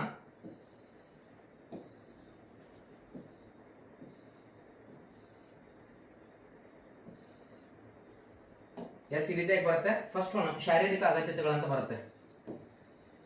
ಶಾರೀರಿಕ ಅಗತ್ಯತೆಗಳು, ನಂತರದಲ್ಲಿ ಸುರಕ್ಷತೆ ಅಗತ್ಯತೆಗಳು ಅಥವಾ ಭದ್ರತಾ ಅಗತ್ಯತೆಗಳಂತ ಬರುತ್ತೆ. ಸುರಕ್ಷತೆ ಅಥವಾ ಭದ್ರತಾ. ನಂತರದಲ್ಲಿ ಪ್ರೀತಿ ವಾತ್ಸಲ್ಯ ಅಂತ ಬರುತ್ತೆ. ಪ್ರೀತಿ ವಾತ್ಸಲ್ಯದ ಅಗತ್ಯತೆಗಳು. ಇದು ಹೆಂಗ್ ಏನು ಅಂತಕ್ಕಂಥದ್ದು ಕೂಡ ಹೇಳ್ತೀನಿ, ಪ್ರೀತಿ ವಾತ್ಸಲ್ಯ ಅಂತಕ್ಕಂಥದ್ದು. ನೆಕ್ಸ್ಟ್ ಆದ್ಮೇಲೆ ವ್ಯಕ್ತಿಯ ಪ್ರತಿಷ್ಠೆ ಅಗತ್ಯತೆಗಳು, ಪ್ರತಿಷ್ಠೆ. ನಂತರದಲ್ಲಿ ಆತ್ಮ ಸಾಕ್ಷಾತ್ಕಾರ ಅಂತ ಬರುತ್ತೆ. ಆತ್ಮ ಸಾಕ್ಷಾತ್ಕಾರ. ಈ ರೀತಿಯಾಗಿ 5 ಹಂತಗಳನ್ನ ಪಿರಮಿಡ್ ರೀತಿಯಲ್ಲಿ ಹೋಲಿಕೆ ಮಾಡ್ತೀವಿ. ಮನುಷ್ಯನಿಗೆ ಮೊದಲು ಏನ್ ಬೇಕಂದ್ರೆ ಶಾರೀರಿಕ ಅಗತ್ಯತೆಗಳು ಬೇಕು. ಅಂದ್ರೆ ಮನುಷ್ಯನಿಗೆ ಉಣ್ಲಿಕ್ಕೆ ಊಟ ಬೇಕು, ಸೇವಿಸ್ಲಿಕ್ಕೆ ಗಾಳಿ ಬೇಕು, ಕುಡ್ಲಿಕ್ಕೆ ನೀರು ಬೇಕು. ಇದೆಲ್ಲವೂ ಕೂಡ ಫಸ್ಟ್ ಬೇಕು. ಇದಿಲ್ಲದೆ ಏನೂ ಆಗಲ್ಲ. ಮೊದಲು ಶರೀರ ಸರಿಯಾಗಿರ್ಬೇಕು. ಆ ಶಾರೀರಿಕ ಅಗತ್ಯಗಳು ಪೂರ್ತಿ ಆದ್ರೆ ಮುಂದಿನ ಸ್ಟೆಪ್ ಹೋಗ್ತೀವಿ, ಅಂದ್ರೆ ಹೋಗಕ್ಕಾಗಲ್ಲ. ನಂತರದಲ್ಲಿ ಸುರಕ್ಷತಾ ಅಗತ್ಯತೆ. ಶಾರೀರಿಕ ಆದ್ಮೇಲೆ ನೆಕ್ಸ್ಟ್ ಬೇಕಂದ್ರೆ ಒಂದು ಸೇಫ್ಟಿ ಬೇಕು. ಸೊ ಒಂದು ಮನೆ ಇರಬೇಕು, ಒಂದು ಕುಟುಂಬ ಇರಬೇಕು, ಒಂದು ಸಂಸಾರ ಇರಬೇಕು, ಒಂದು ಉದ್ಯೋಗ ಇರಬೇಕು, ಒಂದು ಜಾಬ್ ಮಾಡ್ಬೇಕು, ನಾನು ಅದಕ್ಕೊಂದು ಪೇಮೆಂಟ್ ಬರಬೇಕು. ಈ ರೀತಿಯಾಗಿ ಅದು ಸುರಕ್ಷತಾ ಅಗತ್ಯತೆ. ನಂತರದಲ್ಲಿ ಅಲ್ಲಿ ಒಂದು ಪ್ರೀತಿ ವಾತ್ಸಲ್ಯ ಇರಬೇಕು. ಎಲ್ಲರಲ್ಲಿ ಜಾಬ್ ಮಾಡಿದ್ರೆ ಅಷ್ಟೇ ಸಾಲಲ್ಲ, ಅಲ್ಲಿ ಒಂದು ಪ್ರೀತಿ ವಾತ್ಸಲ್ಯ ಸಂಬಂಧಗಳು ವೃದ್ಧಿ ಆಗ್ಬೇಕು ಜನರಲ್ಲಿ. ಸೊ ಅದು ನಂತರದಲ್ಲಿ ಪ್ರತಿಷ್ಠೆ. ಆಮೇಲೆ ಒಂದು ಪ್ರತಿಷ್ಠೆ, ಒಂದು ಕಾರ ತಗೊಳ್ಬೇಕು, ನಾನು ಒಂದು ಒಳ್ಳೆ ಹುದ್ದೆಯಲ್ಲಿ ಸಮಾಜದಲ್ಲಿ ಹೆಸರನ್ನ ಗಳಿಸಬೇಕು. ಆತ್ಮ ಸಾಕ್ಷಾತ್ಕಾರ ಅಂದ್ರೆ ಆತ್ಮತೃಪ್ತಿಯನ್ನು ಹೊಂದುವುದು. ಸೊ ಇದು ಕೊನೆಯ ಘಟ್ಟಾಗಿರುತ್ತೆ, ಕೊನೆಯ ಹಂತ ಆಗಿರುತ್ತೆ. ಸೊ ಈ ರೀತಿಯಾಗಿ ಯಾರು ಹೇಳ್ತಾರೆ ಅಂದ್ರೆ ಅಬ್ರಾಹಂ ಮಾಸ್ಲೋ ಅವ್ರು ಹೇಳ್ತಾರೆ. ಸೊ ಸ್ನೇಹಿತರೆ, ಸೊ ಈಗ ನಿಮಗೆ ಅರ್ಥ ಆಗ್ತಾ ಬಂತು. ಡೆಫಿನೆಟ್ ಆಗಿ ಈ ಒಂದು ವಿಡಿಯೋಸ್ಗಳು ನಿಮ್ಗೆ ಹೆಲ್ಪ್ಫುಲ್ ಆಗುತ್ತೆ ಅಂತೇಳಿ. ನಿಮಗೆ ನಮ್ಮ ವಿಡಿಯೋಸ್ಗಳಿಂದ ಏನಾದರೂ ಸಹಾಯ ಆಗಿದ್ರೆ ದಯವಿಟ್ಟು ವಿಡಿಯೋನ ಲೈಕ್ ಮಾಡಿ, ಚಾನಲ್ನ ಸಬ್ಸ್ಕ್ರೈಬ್ ಮಾಡಿ. ಜೊತೆಗೆ ಪ್ರಾಮಾಣಿಕವಾಗಿ ನಮಗೆ ನೀವು ಸಪೋರ್ಟನ್ನು ಮಾಡೋದಾದರೆ ದಯವಿಟ್ಟು ಈ ಒಂದು ವಿಡಿಯೋನ ನಿಮ್ಮದು ಯಾವುದೇ ಒಂದು ಗ್ರೂಪ್ಗೆ ಶೇರ್ ಮಾಡಿ ಅಂತ ಕೇಳ್ಕೊತಾ, ವಿಡಿಯೋನ ವೀಕ್ಷಿಸಿದಂಥ ಎಲ್ಲ ಭರ್ತಿಗಳಿಗೆ ಧನ್ಯವಾದ ಸಲ್ಲಿಸಿ. Wish you all the best for your all exams. Thank you so much and Jai Hind.